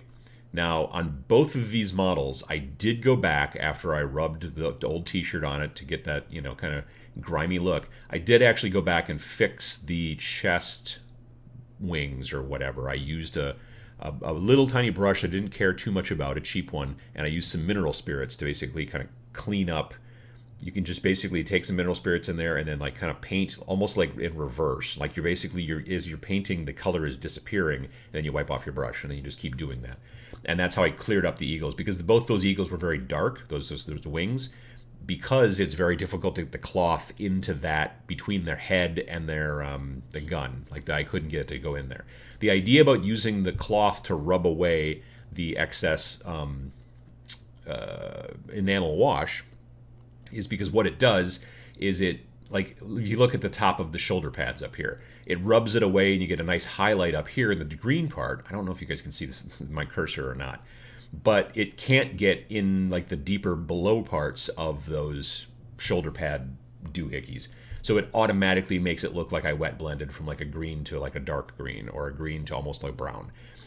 Same with the shoulder pad knee, or shoulder pad. Same with the knee pad over here, like that kind of stuff. It's just, you're just rubbing it. And in general, you can practice and you can do it the different ways you want. Sometimes you rub back and forth a little bit. Sometimes you just rub straight down. And if you rub straight down, then that way you get the shadows and stuff underneath because you're not coming back up and wiping it away. But it's very quick. Like once you've done, and if you look at these two in comparison to each other, honestly, like there's not a lot of difference. Now you'll notice that the one that says extra, he's also like slightly brighter green, but that is also because, well, that's not what I wanted to do. That's also because one of the things I did to make him extra was I did do a bit of a green dry brush to kind of do like the edge highlighting that I was just talking about a couple minutes ago. So when you look at these two in this shot, he is a little brighter green. Now for a dark angel, he's probably a little bit too bright green. He's almost a little bit towards Salamander's green, which we don't want necessarily. So, but again, this was just a test. So the point of this test is that spending a bunch of extra time doing kind of like even a little bit of wash, acrylic wash, before you start doing the enamel wash or doing edge highlighting is almost time wasted if you're looking, if you look at these two next to each other, other than the fact this guy's a little bit more green, they look pretty much alike. So it's not super necessary to go through and do a bunch of extra steps before you spray that enamel wash on there. At least that's my personal belief. And you can see the difference here in the back is very little. Like this one, the extra guy, remember he's got acrylic wash on his purity seals before I sprayed on the enamel wash. This one does not, and they don't look a heck of a lot different. So speed painting is all about trying to find efficiencies and trying to figure out how you can quickly get things done. It takes a little bit of practice, which is why I wanted to work on these models before I started to work on the models that I wanted to use for this. But I think it's a good idea. I like the enamel wash thing. It's not for everybody. It's not for every model. If I was going to be painting up a whole bunch of elfin princesses, this would not work because those elfin princesses would look like they needed a shower. You know what I mean? Like they'd be real grungy looking. But when you want soldiers to look grungy looking, it's a way to do it. So this is some kit-bashed models that I've been building slowly. Well, they're built now, so that's fine. But they are for... I'm going to be using them for Star Breach is the game that I've been really interested in lately. I've talked about it a little bit here and there.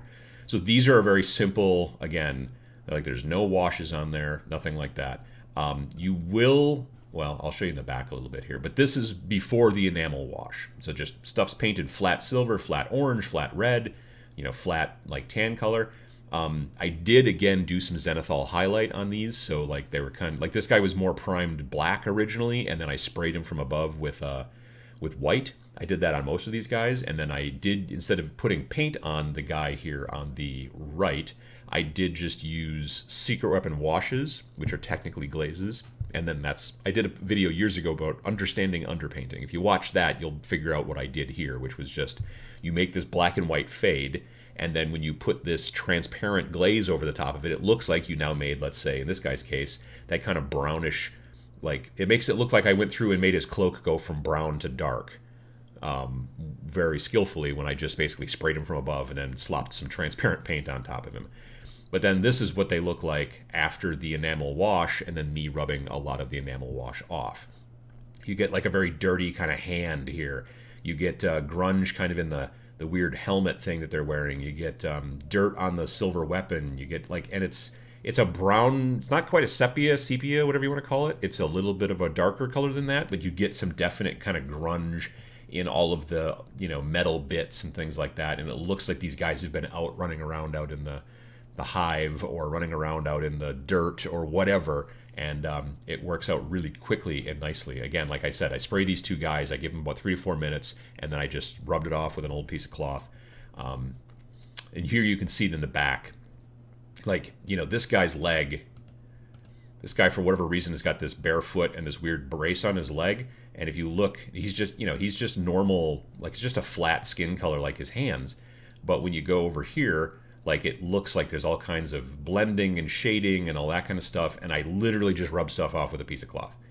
Same here with the wraps on this guy's ankles, backpacks. Like, it worked really well on this cloth, but that's also partially because of the zenithal highlight I did. These are 2 more models I did at the time.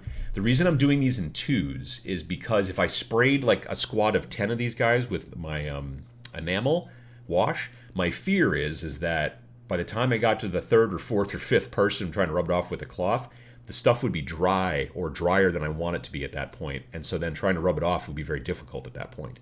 So I'm doing 2 at a time because I can spray them quickly and then I can wait 3 to 4 minutes, during which time I'm actually trying to clean up my airbrush a little bit. And then I can just rub the stuff off, and then I don't have to worry about it drying out too fast. So you have to do them in smaller batches, in my opinion. Unless you're going to be going back and cleaning up. Some people will go back and clean up with a Q-tip or a cotton swab and use mineral spirits, which is fine. You could do that. And then the stuff can sit a bit longer. But I'm trying to rub it off while it's still a bit kind of tacky, wet a little. It's not wet, but it's still... The thing that's neat about enamel washes is they take longer to dry than acrylic washes. If you did this with, as I say, like Agrex Earthshade or something like that, put it on there, it would take, first of all, 45 minutes to dry, and then you couldn't rub it off very easily. So it's, yeah, this stuff is, I think is really great for this type of painting. So this is just a modified, what do you call them, AdMech with a different head.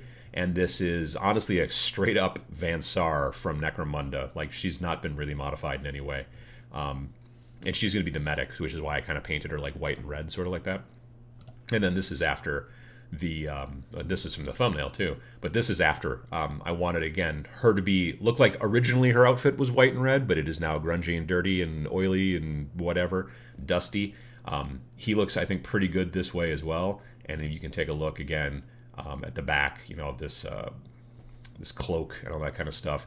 The parts that stick out, like you've got like the thigh armor, you get the breast armor kind of here, you've got the back of the elbows, the calf, you've got that piece of weird armor kind of on the back of the butt, top of the head, all that kind of stuff. That stuff, as you're rubbing the cloth across it, it's rubbing away the enamel wash, but it's getting into the edges and it's getting into the corners and it's getting into all the crevices, and it makes it look like I went through and spent a bunch of time blending and painting and really grunging it up. Part of what I'm doing with these warbands as well is me and Sam and Sam's brother and my friend Josh from Warstein Studios, who's also on Instagram. You should check out Warstein Studios. We're kind of trying to build some warbands that we want to use for Star Breach, but we want to do it in a Blanchitsu style. Blanchitsu is John Blanche was an artist, or still is an artist, who worked for GW for a number of years back in the day, and everything that he did had this very sort of kind of brownish, kind of grungy-ish, sort of like gritty look to it. And then he started getting into modeling, or not modeling the figures, but he would take the figures from GW and he would like convert them and then paint them and all that kind of stuff. And so the Blanchitsu style, if you do a search on Blanchitsu on YouTube, you'll find lots of it. Blanchitsu is spelled like kind of like ninjitsu, but it's like Blanch-itsu. Anyway, if somebody knows what I'm talking about in the chat, they should throw it up on the chat so people can see it, or the word at least, so they know what to search for. It's a great thing, though. It's a lot of fun, and these are so quick. When you're only just basically, you're priming them first very quickly with the zenithal highlight, and then you're just doing some washes. Well, secret weapon washes, which are, like I said in the past, are glazes. You're doing some of that, like on the cloak and jazz like that. These shoulder pads are just painted normal red. I did use a bit of black, I think Nuln Oil GW wash here in the midsection just to very quickly differentiate it. But all I did is just slopped it on there so that it wasn't the same color white as the rest of the outfit. And then when you do the enamel wash and all that stuff, I think it turns out really nicely. So there are times when you could use even GW washes to help kind of like stain something so it's a quicker paint. But yeah, again, the thing is I could have gone through and painted every last little bit and nook and cranny on this model. Like the gloves are a different color, and these little things in the hood, fittings on the hoses are a different color, and this is a different color, and each knee pad's a different color. But when you look at things that are, especially soldiers, they generally, everything's the same color. It's all olive drab, or it's all, whatever color. Things match a lot in the military. So the idea that you can build depth with this stuff, this enamel wash, is, I think, a really kind of a fun thing, because it gives, like, it's darker around the edges of this guy's arm, where it's lighter, the raised parts, that kind of stuff. That's basically the whole point of enamel washes. Again, I've not tried brushing the stuff on. I've only airbrushed it, but it's very quick to do when you do that.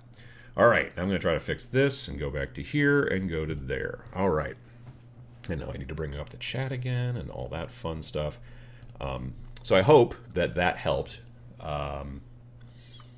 Let me see here. I'm going to go back and look at...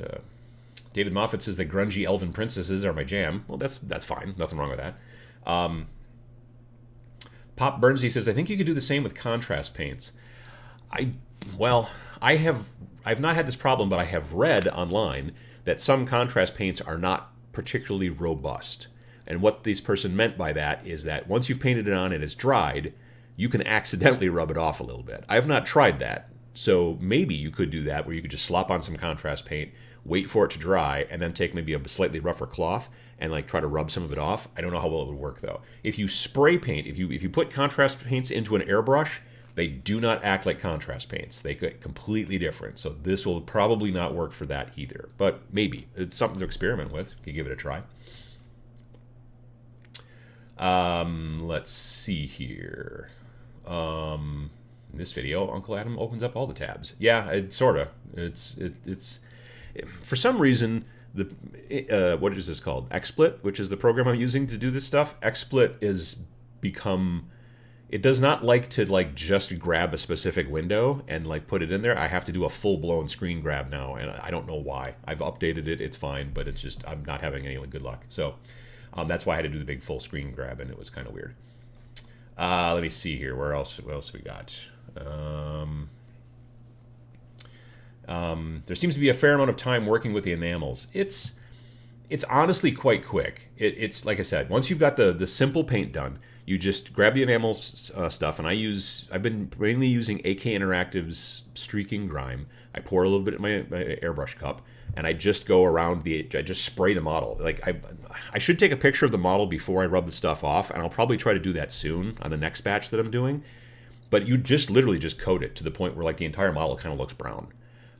And you can vary it if you want certain areas to be lighter and not be as grungy. You could try to vary it a little bit, but for the most part, you just paint the model brown, and then you wait 3-4 minutes, and then you rub it off, and that's the result you get. So it is actually quite quick, because you're spending also so much less time painting and highlighting and washing and all that kind of stuff on the original model. You're just block coloring everything, and then the enamel takes care of the rest, and I really dig that. So. Army Painter dip seems similar. Dip in the mini and flick off the excess. Hit it with some Del Coat to dry and you're good to go. Well, I never like to dip the model actually into that stuff. Back in the day, before Army Painter was around, I used to use Minwax. I tried that out a couple of times. And it's like the Army Painter dip, but it's actually thicker. The Army Painter dip is thinner, I think. And there's probably other pigment differences and stuff like that, which is fine. But actually dipping the model in and then all of the goop and trying to get it, that doesn't, for me, it doesn't work. So I have used in the past, but not for years, we actually just dip a brush you don't like very much into the quick shade or whatever they call it, and then actually paint it on. You have a bit more control. It doesn't pool as much. But I don't know. I really like the result that this stuff gives when I do it that way. Rebel Sat Cloud9 says, some acrylics will be removed by white or mineral spirits. Army Painter acrylics are easily removed with mineral spirits, and a good gloss coat makes a huge difference in protecting the underlying paint. I have not tried putting a coat yet of either gloss or semi-gloss on these models before I do the acrylic. I'll keep an eye on that, but I haven't done that yet. I should think about it. I mean, it's just a smarter move, maybe, to maybe throw a little extra quick layer of a varnish on it and let that dry before you start doing this. It might act differently, too, potentially, but so far I've had pretty good luck. I'll have to try like a practice of putting some Army Painter paints on a model I don't care much about, and then see if I can get that stuff to come off with mineral spirits. That's what I've been using to thin the stuff if I need to, or to help clean it off, is mineral spirits, not white spirits. I know that they're almost the same, but I don't think they're exactly the same. Let's see. What's a recommended brand for enamels? Like I said, the stuff I've been using is made by AK Interactive. and I've been using the enamel wash that they sell that I like is called Streaking Grime. It's a little hard to find sometimes right now, which is a bummer. And I'm also starting to do some research online to try to figure out how to make a enamel wash yourself.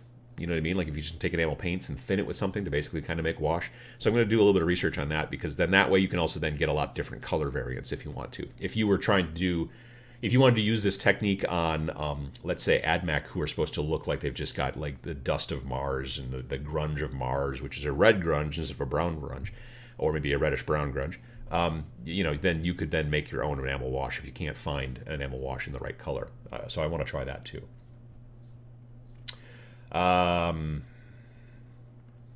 Let's see here.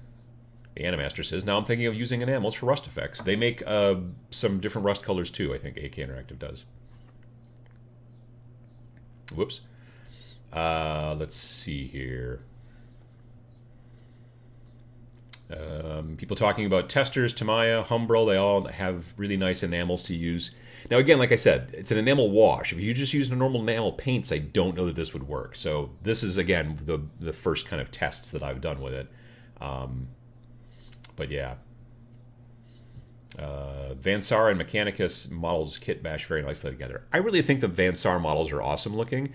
And I thought when I saw that model, I'm like, that would make a good looking medic, because that's what that character is going to be. Like one of those guns is like a normal gun, but the other gun is basically like a medic gun for, like, I don't know, shooting drugs into people and stuff like that so that they heal. At least that's the idea that I'm kind of building in my head. Whereas the AdMech guy, he's honestly just like all AdMech except with a different helmet, you know, and that makes him look very different. I did modify the backpack too. The normal backpack for the Adeptus Mechanicus has got, like, I don't know, antennas and junk like that, and I shaved all that stuff off.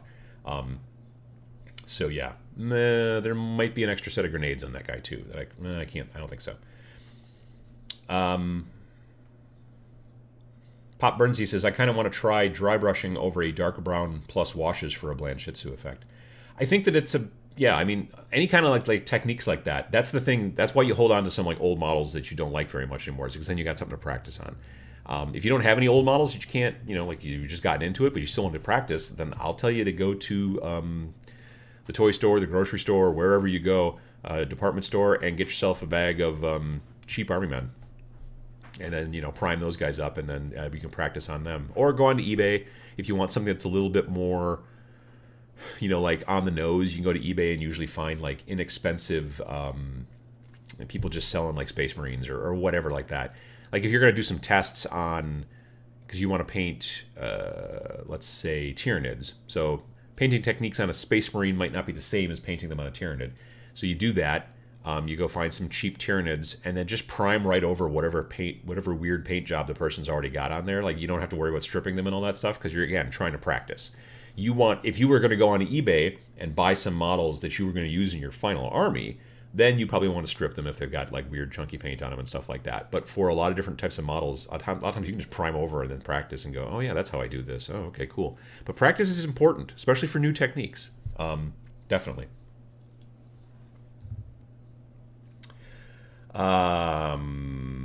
Let's see here. I'm trying to do lava base with clone troopers. Should I do an OSL highlight or maybe a zenithal highlight from below using black and orange primer? Well, if they're standing on lava, you would almost want to try to spray. If you're doing an OSL, you'd want to spray up from above, maybe with an airbrush, with almost like maybe like a yellow or an orange, I would think. Especially on like clone troopers, because they're predominantly white. You could even hit like a little yellow or a little orange spray up. You know, I don't have a model standing right here at this moment. Well, I mean, I have this weird cannon that I bought from WizKids. It's like those, you know, I was going to try to make it into a hell cannon for my Age of Sigmar. It's maybe a touch too small. Anyway, if you've got a model, I would try to spray maybe a little bit of orange or yellow. Start with yellow maybe, and then see how it looks from above or from below, basically, because the light's coming up from if they're standing like straddling lava, you could try that. I've seen that to some interesting usage sometimes.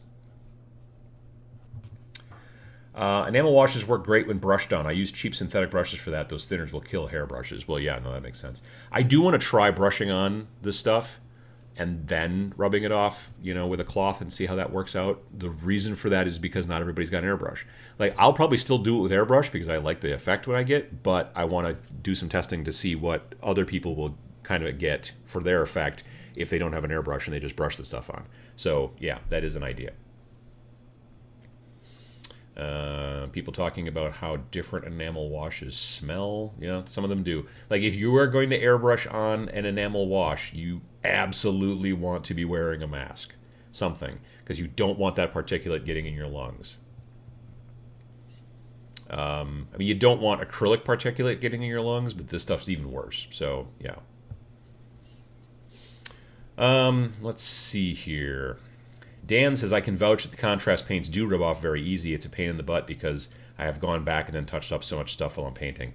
Yeah, like if you use the contrast paints, like, they can be really cool in a lot of situations, but you definitely need to varnish before you're done. Well, actually at the last step probably. You need to varnish because the stuff is not particularly robust. Like, the chemical stuff that's going on in there to make it do its normal, contrast thing is very cool, but it is also not super strong of a hold maybe on the model. I don't exactly know. So definitely varnish it, because otherwise you can, like, over time, depending on how you carry your models, like if they're in foam and the foam little hole that you put these models in is kind of tight, so you're kind of rubbing back and forth when you pull them, pull the model out frequently for games, you can end up rubbing off some of the contrast paint. So keep that into mind.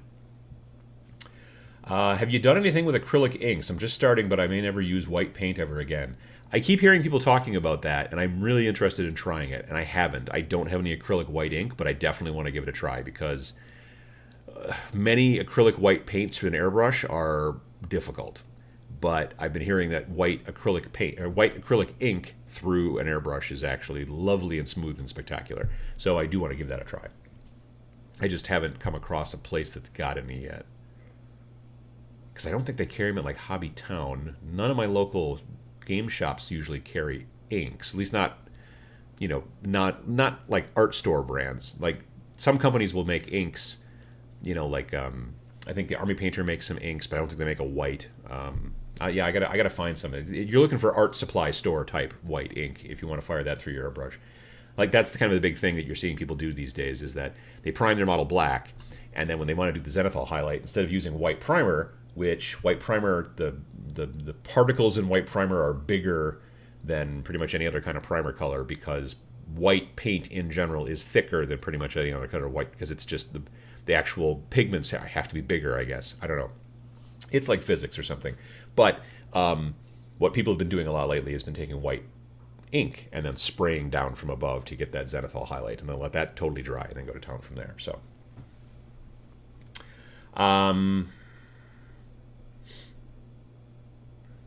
let's see here. I had just picked up the AK Enamel Wash Kit on Amazon for $22. I haven't used them yet. Now I feel the need to get off my butt and try them out. Thanks, Uncle Adam. Well, yeah, have fun with them. Jeff Hoffman says, I never dip my models in Army Painter Quick Shades. Brush it on where you want it to go with cheap craft store brushes, and it works very well.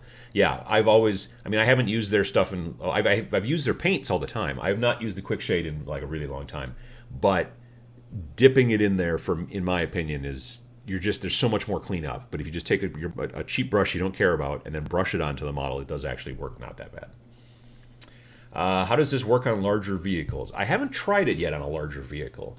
If it's a lot of big flat panels, I think you're going to wipe a bunch of it off. And then the directionality that you're wiping the stuff off is going to become very important, because, like, vehicles that are outside get rained on, and then, like, streaks have a tendency to come down like that. I mean, like, that's actually what the streaking grime is designed for. If you read the instructions on the bottle, they tell you to paint streaks with it, and then to use some of the white spirits that they sell, and then kind of go over those streaks, and then it sort of, like, blends them out. But they're still there, but it's much more of a subtle effect. It's, like I said, it's aimed towards scale modelers as opposed to gaming modelers.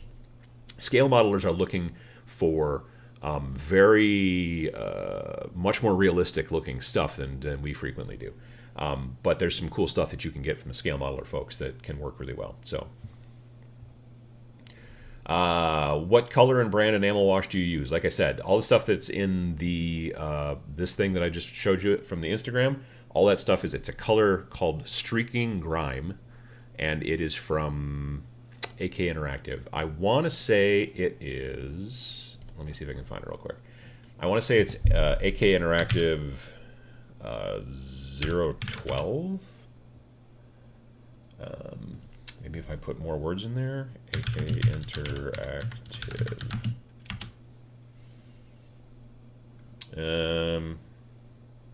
Yeah, Streaking Grime from AK Interactive. The code number on the bottle is AK012. So yeah, Streaking Grime. It's cool stuff. But yeah, that's what I've been using. So if you're interested, that's the same stuff basically. What am I doing? I'm doing that. All right. Now I've messed up the chat. Hang on. There we go. Okay. I know that's there. That's great. So yeah, I like the stuff. Does it work on larger vehicles? For just like in this technique, I don't know. Like I said, it's designed to be making streaking grime streaks on vehicles and stuff like that. But I don't know if it's the same.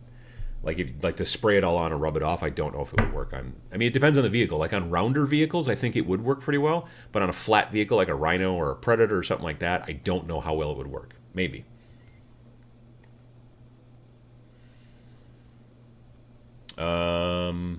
Let's see here.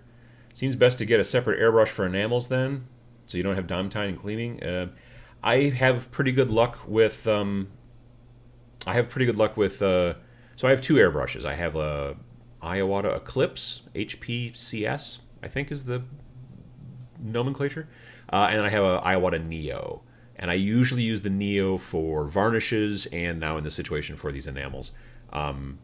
But it's pretty easy to clean, honestly. I haven't had any trouble with it. Now, I do always keep my airbrushes wet. Like right now, if you went into the airbrush room in the basement, both my airbrushes are sitting in an ultrasonic cleaner underwater. I mean, it's distilled water, and then I also squirt in some Iwata airbrush cleaner. So it's kind of a mix of that stuff. So they're always wet. So that's why I have literally in 10 years or whatever, never had a clogged airbrush. Some people will say, well, it's not good for the airbrush to sit in the water all the time. I have not seen the problem in 10 years. Maybe a cheap airbrush, like a super cheap airbrush, maybe it doesn't work real well.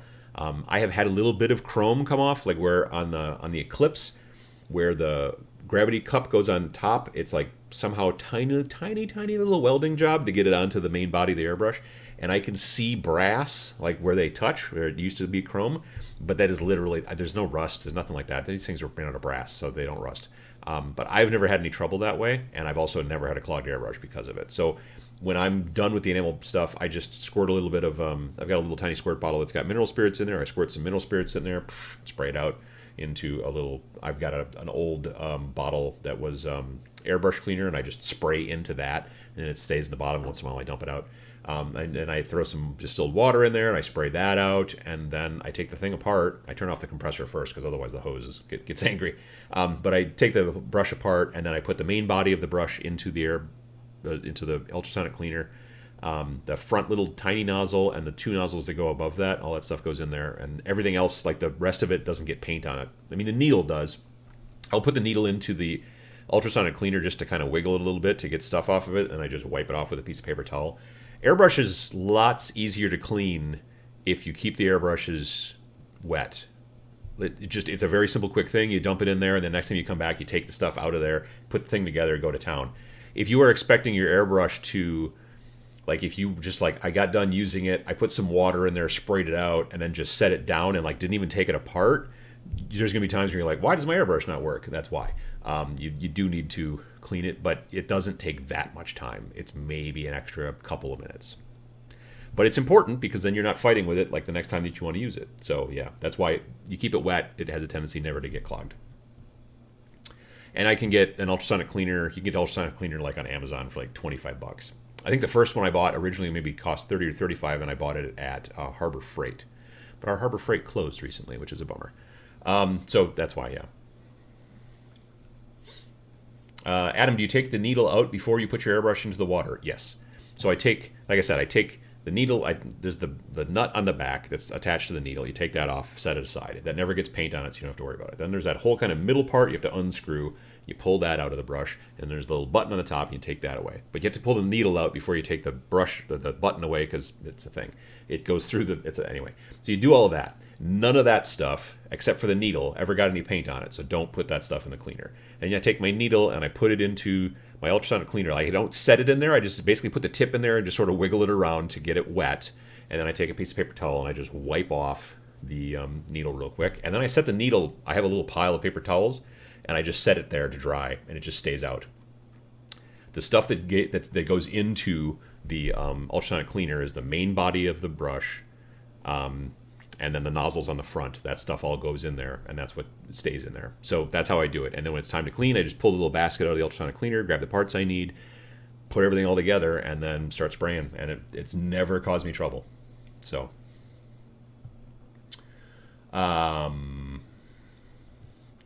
Skazdal, that's a fun word. Hey, first time catching the live show. Hi. Drawing Mordheim buildings to make masters for molding and mass production. Ooh, that sounds like fun. David says, I use AK Interactive Enamel Washes for oil and rust effects on War Machine Warjacks. That sounds like a good idea as well. They're good for that stuff too. Like the whole spraying thing on there is not technically what they're supposed to be used for. Like they don't, in the instructions, they're just like, oh yeah, you put on little streaks of stuff and then you wait for it to dry and then you throw a little bit of white spirits on there and then it blends it and looks great. They don't tell you that this is what you can do with it as well, but Lord knows there's lots of different things you can do. David says, I've had a cheap airbrush body sitting in LA. Is totally awesome for months now. No chrome loss, and it stays clean and functional. Yeah, honestly, anytime that you're like, and not everybody agrees with me, but like I said, I've been doing it for like a decade. I keep my airbrushes wet when I'm not using them. They stay underwater, or some water and some cleaner or whatever. But that just works. At least for me, it does.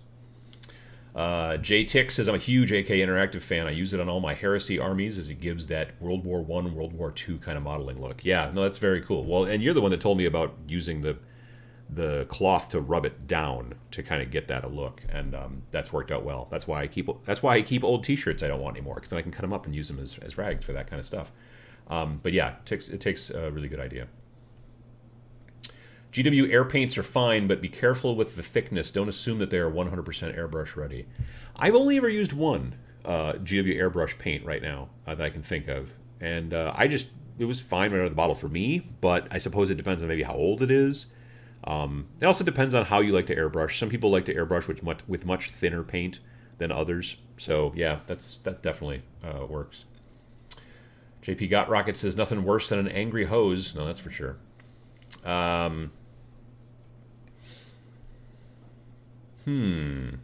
Taylor asks, Adam, have you ever tried cleaning Rivulet brushes in the ultrasonic cleaner? I've been wondering how that'd work. I don't know what a Rivulet brush is. Sorry about that. No, I don't. Justin asks, do you have an airbrush cleaning video? I don't remember. I have a series of getting into airbrush videos, and I don't remember if cleaning is one of them. I might.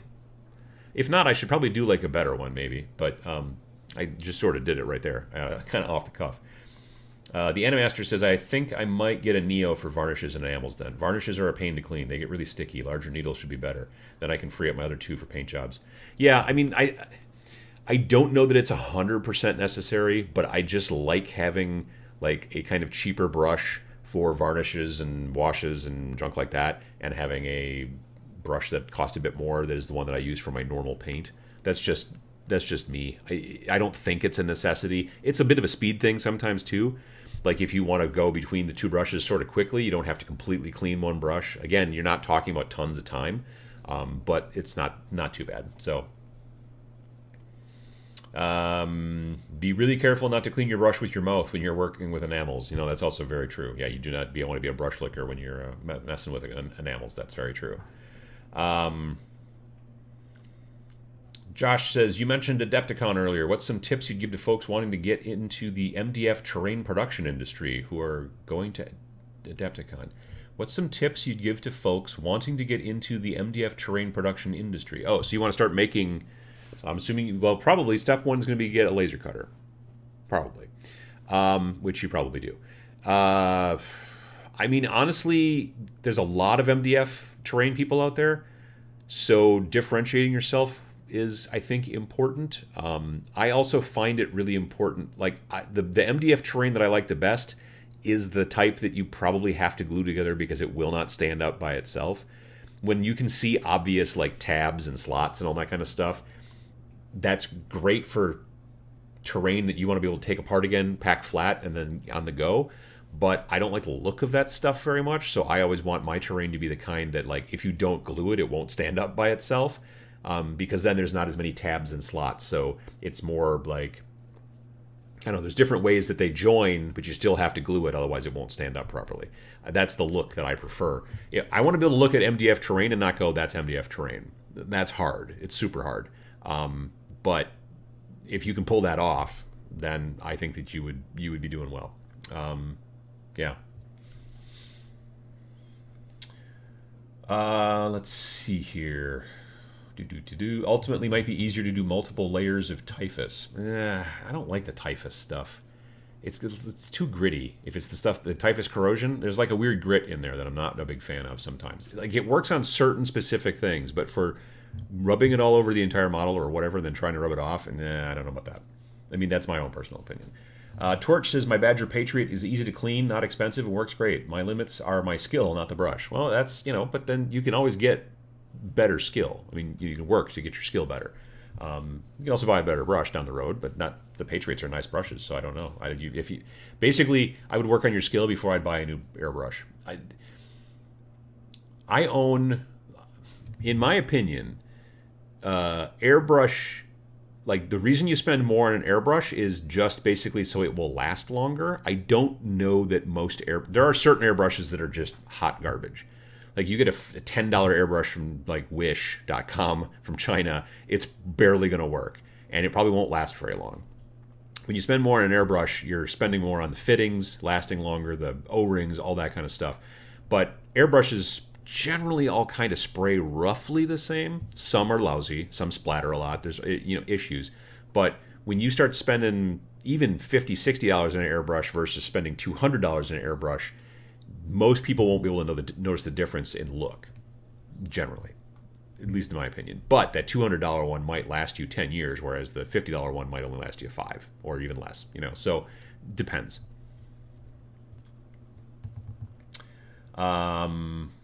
Let's see here. Kenny Boucher has a lot of good stuff about airbrush maintenance. Yeah, he's a very good airbrusher, and he does a lot of stuff on airbrush. He's a little obsessive, but he does it for a living, so I trust the obsession. Oh, yeah. If some of you are a little bit more old school, you might remember Lester Bursley. He used to have a YouTube channel. I mean, he still does, but he doesn't really post on it too much these days. But he's a big airbrusher, and he's very fastidious about the cleaning and stuff like that, which is important when you have also a bunch of them, and B, you use them for a living. You know what I mean? So, what else? John Ashley Smith says, best clear gloss varnish, hands down, used to be the Future Floor Polish, and they changed the name. Don't quite know what it goes by these days. I've heard that from a bunch of people, is that the floor polish, like the Future Floor Polish and stuff like that, makes a really great gloss varnish. I've generally used just Vallejo gloss varnish. I just fire that through the airbrush, and I've been pretty happy with it. But yeah.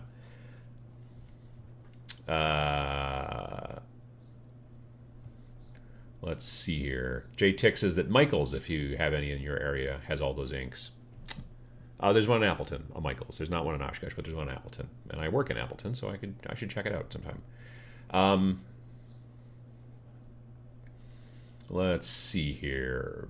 Barry says, hi from Japan. First time I made a live show. I'm all about the speed painting these days. See, I am too, because I'm a big fan of getting stuff on the table as quickly as possible. So for me these days, the ability to, I'll spend a bit more time on the modeling. Those models I was just showing you on Instagram are all slightly converted, not like real hardcore.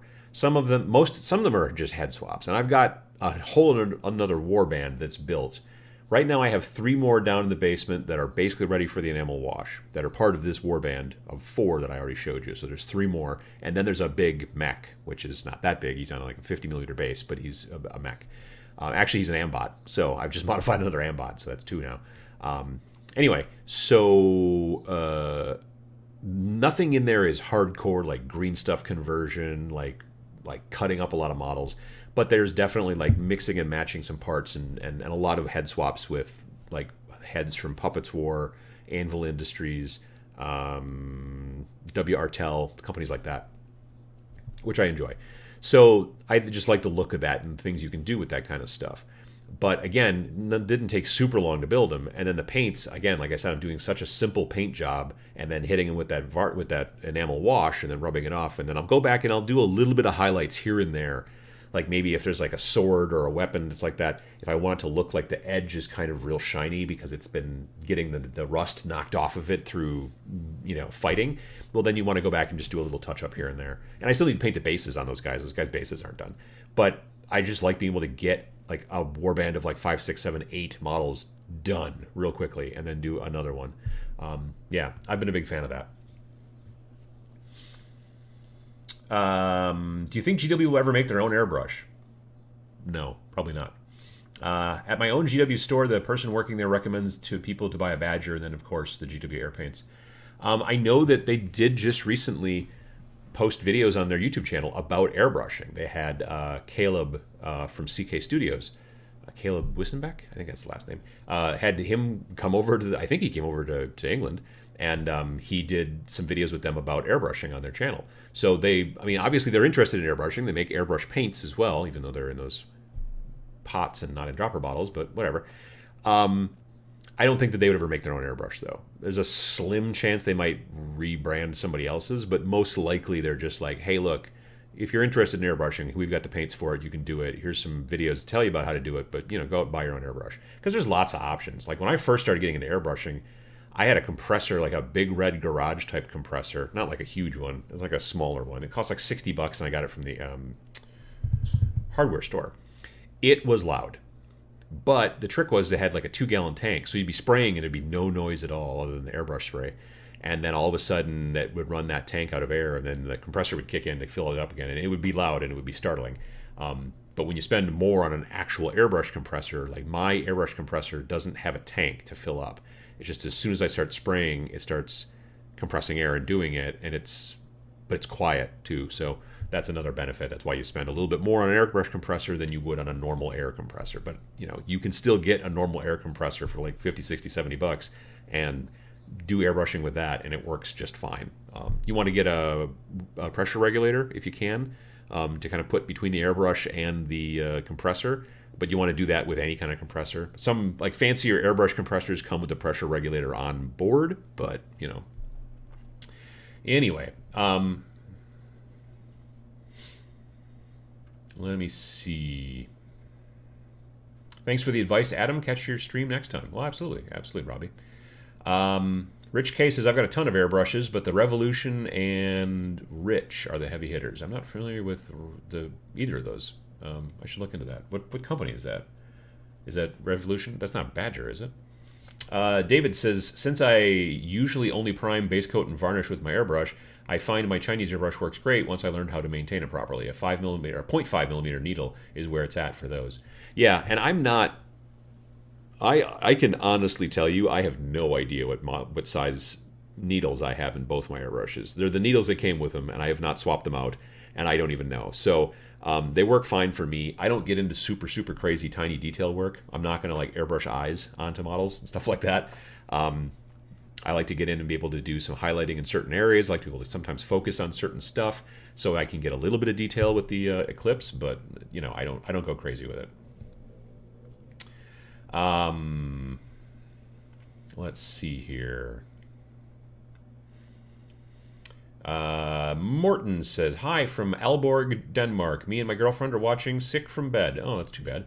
Was hoping to get started on painting kill teams today, but sadly stuck in bed. Your videos on kill team really inspired me. Well, I'm glad to hear it. Absolutely. And I hope that you get better soon. You and your girlfriend. It's a bummer being sick. I had a pretty rough cold back in December, but I think it was, but I got over it. But I haven't had thankfully, knock on wood, I've not had like a flu or anything like that in quite some time, so that's good. JP Got Rocket says that speed painting is great for personal projects, but I go considerably slower on my commissions. Don't skip details and do up the eyes, good highlights, etc. All the stuff I wouldn't do on my own figs. I mean, you know, yeah, if you're painting for commission work, it's a different story because you're probably negotiating with the person who you're painting for at what kind of level you're going to be doing this stuff. And then they're like, well, this is how much I'll pay and all that kind of jazz. And you get that done before you even start the job. But when you're working on your own stuff, especially when you're just trying to get stuff on the table, at least I find I've been looking for different ways to make them still look decent, but be able to do them as quickly as possible. It's all about trying to find efficiencies. I find that if I sit and I put like 3 layers of wash on a certain thing, and then I try to do another one that's like it, and I put maybe just 1 layer of wash on there, if I can't tell the difference, then I wasted my time doing those other 2 layers of wash. But we get in our heads and go, oh, well, I have to sit and do 13 layers of edge highlighting on this kneecap or whatever. Which, if you're painting for competition, totally knock yourself out. That's the thing that brings the judges to that model and makes them go, wow. But when you are painting something that you're going to lug around back and forth to the shop or whatever, or to your friend's house, and that you're using as a gaming piece, you don't generally need that. If you want to go that direction, you certainly can, but understand it's going to take you a lot longer to get gaming pieces done when you spend that much time on them. It's just the way it works. Or if you're like Sam and you can just paint super fast but still make it look amazing, that's awesome. And like I said years ago in a video, you get to a point with your painting skill where your painting skill is getting better and better and better, and then eventually it plateaus, and then what happens is you just start getting faster. I've noticed that over the last 3-4 years, where I've been getting faster at painting. I'm not getting a ton better, but I'm getting faster, and I'm okay with that. So, again, like I said, not a competition painter. What else? Let me see here. Revolution is an Iowata in the lineup between the Neo and the Eclipse. Oh, really? I have not seen that around. The Rich is a rebranded Iowata that I've had for 20 years. Oh, wow, that's cool. Interesting. Do you think that paints not being in dropper bottles is a big deal? I haven't been in the hobby a long time, and so far I have only used the Citadel paints, but I do want to try out other lines like Vallejo someday. So I've never moved my GW paints to dropper bottles, but plenty of people have. And it's a personal preference thing. If you're using a wet palette, it is nice to be able to take the dropper bottle and just squirt like a couple little dabs right onto your wet palette and then start working, thinning it down a little bit with water or whatever it is you're going to be doing. When it's in a pot, you then have to get something into the pot to transfer the paint to the wet palette. So you either use a brush, but if you dip it too far and it's the brush you're painting with, now you've got too much paint up in the bristles up near the ferrule, and you don't want that. So that's kind of a problem. Sam frequently uses the back of a brush to like dab it into a paint pot and then put it onto his palette, and then he wipes off the back of that brush, and that's also a fine way to do it too. It's a personal preference thing. I would never transfer any of my GW washes to squirt bottles or dropper bottles because if anything, what I would like to do is take washes that I have from other companies that are in dropper bottles and put them in paint pots, because I prefer to dip my brush into a wash and then use it, as opposed to having because otherwise I have to take the wash that I want, let's say it's a secret weapon wash, I have to then put it onto something like a little piece of plastic card or whatever, because I'm not going to put it onto my wet palette because it might thin it more than I want. So I've got to put it someplace, and then I would love to be able to just dip it into the pot, but basically, other than P3 that I can think of, P3 and GW are the only guys that still use pots. Most everybody else has kind of switched to the droppers. So it's a personal preference thing. For me, I do like the droppers. They're fine. I like them quite well. It also makes it a little difficult sometimes for doing dry brushing, I find. Although the thing is that these days the dry brushes that I'm using are so big around because I'm using makeup brushes, you can't get them into a GW pot if you want to. So you still have to get it onto something, and then which is probably not a wet palette, because again, you don't want your dry brush paint to be too wet, because then it's not dry brush, right? So you kind of have to find your own way. But there's plenty of people out there who are like, you know what, I don't like these GW pots, and so they transfer them over, and it's a bit of work, but it works out in the long run for you, hopefully. I don't know that GW will ever switch to dropper bottles. I would be surprised if they did. Honestly, with some things, like their washes, I really don't want them to. I want them to keep the washes in the pots, thank you. Let's see here. The Animaster says, if I did commissions, I'd use the cheap and fast way. Good results, less time, more dollars for the hour for me. I mean, you'd want your potential client to know that, you know what I mean? Like, certainly if you're a commission painter, you want to find all the efficiencies you can, but you still have to kind of deliver at a specific level. So if they come to you and say, look, I need this entire army painted, and you're like, okay, what, and you show them a picture of something that you did in a super speed paint style, and you're like, what about this? And they're like, cool, all my troops, if you do them at that level, I'll pay you this much, or whatever the deal is. Great. I want my HQs to be a little bit nicer, and so so having those levels things is kind of important, because then you and your potential client are on the same page, and there's not going to be a surprise at the end where you bring this stuff out and you're like, oh, these don't look good because you didn't paint the eyes, and you said, well, I didn't know you wanted that. Get that stuff out of the way first. But even if you're doing it at a certain level, any place where you can shave off time does help you to get more stuff done in more time. And so, yeah, it does, in theory, make you more money or whatever.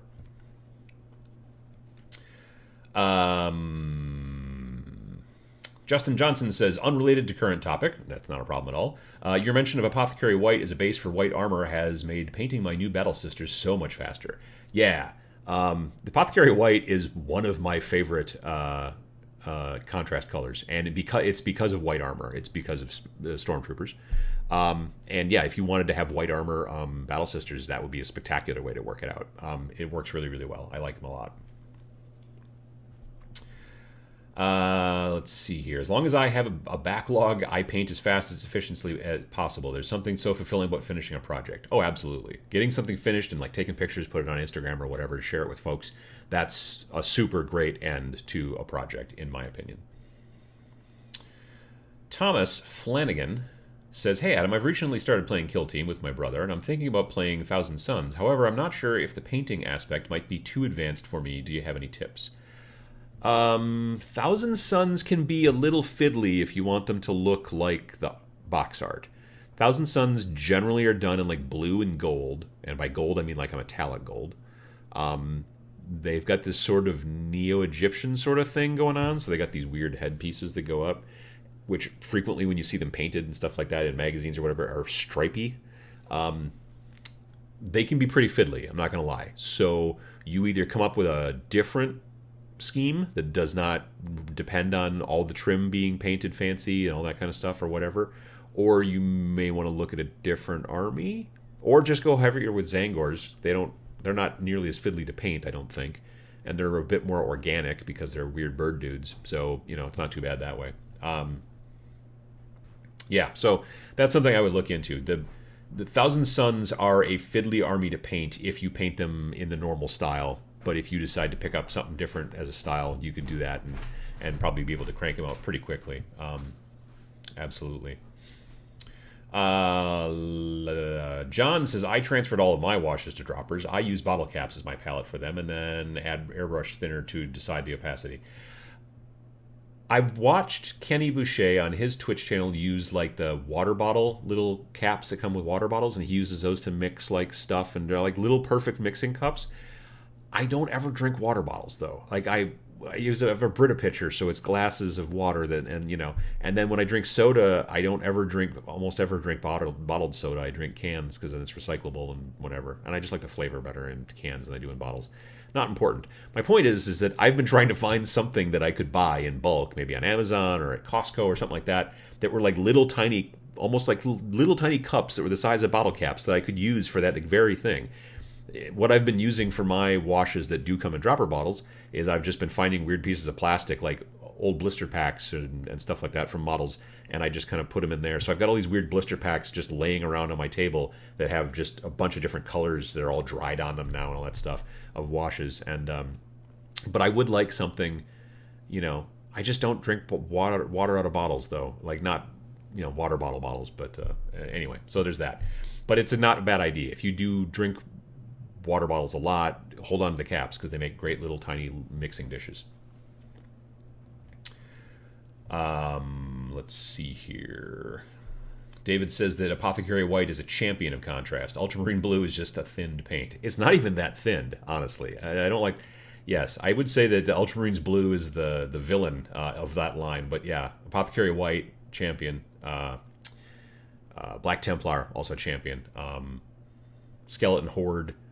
Snakebite Leather, Even wildwood, like if you want something that's almost black but not quite, I've been using wildwood on boots a lot lately. Actually, some of the guys I was painting last night a little bit, which are more to the warband that I just showed on Instagram. Some of those guys, I did their boots in wildwood, and it works really nice for a dark brown boot color, but not too black. But it depends. It's got to be on a light colored primer. Like they were primed kind of a lot of white in there, so it worked out nice.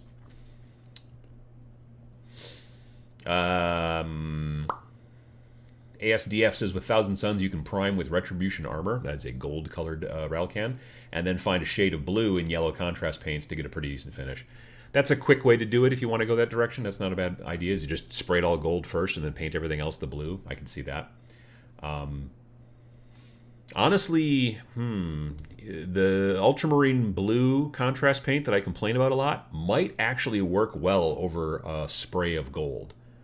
Because then you would just put it in the spots where it needs to be blue, and it would still be almost like a metallic-y kind of blue, but it might work out. Maybe. Mr. Skullface says tattoo ink cups.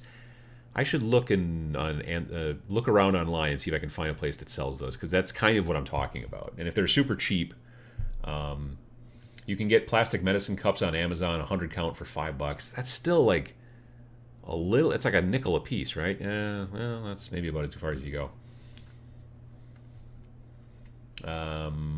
Let's see. Tattoo ink cups are perfect and super cheap. I'll have to look into that. Yeah, definitely. Medicine cups that come with cough syrup. Well, if you could find those, yeah. I did find, like, through Costco, I think it was, is they, like, the little cups that you get maybe, like, tartar sauce in, like when you're at a restaurant and stuff like that, and they have little plastic lids that go on there, but those are almost actually too big. Basilicum Gray is amazing for stone. That's very true. Basilicum Gray contrast paint is amazing for painting. It's not great for painting terrain a little bit, stone, because it's an expensive paint to use on something that big, and you have to kind of put on a bunch of it. But for like little pieces of stone, like maybe on a base or like a little piece of terrain or something like that, it works great. Yeah, absolutely. Skeleton Horde is my contrast champion. Yeah, no, it's a great color. I love it. What was I just talking about that I was going to use that for? It wasn't for a skeleton. It was something else. It was like we were going to use that color and then do a bunch of dry brush. Oh, we were talking about ways to do. I think it was Death Guard, if you want them in that kind of white and green sort of look, like the original Death Guard colors, as opposed to doing your guys in green. You could just, yeah, I think we were talking about that recently in the office. Have you ever painted a figure with artist oil paints like Winsor and Newton? No. I know some people use I know some people use oil paints to do washes, and you thin it way down and stuff like that, but I've not done that. I just noticed it's 11:03, so I'm a little late. 1,000 tattoo cups for $8. Oh, that's not a bad idea. I'll check that out. So thanks for coming and watching the show today. I hope that you learned some things about, hopefully some speed painting stuff. I talked, like I said, a little bit about enamel washes. There are other speed painting kind of techniques out there. I want to do a little bit more work on that on the channel. But I did want to show you like one that I've come across recently that I really like, and that I'm practicing more and more. So follow me on Instagram. You'll see more of those little things crop up from time to time. That'd be great. And I hope that you have a good week, and we'll see you in a couple more weeks. Hopefully next Sunday instead of the live show, but instead of nothing, I'm hopefully going to have a video with me and Sam up on the channel talking about paints. So we'll see how that goes. Definitely. All right. Well, again, have a good rest of your day, and thanks for watching. We'll see you next time.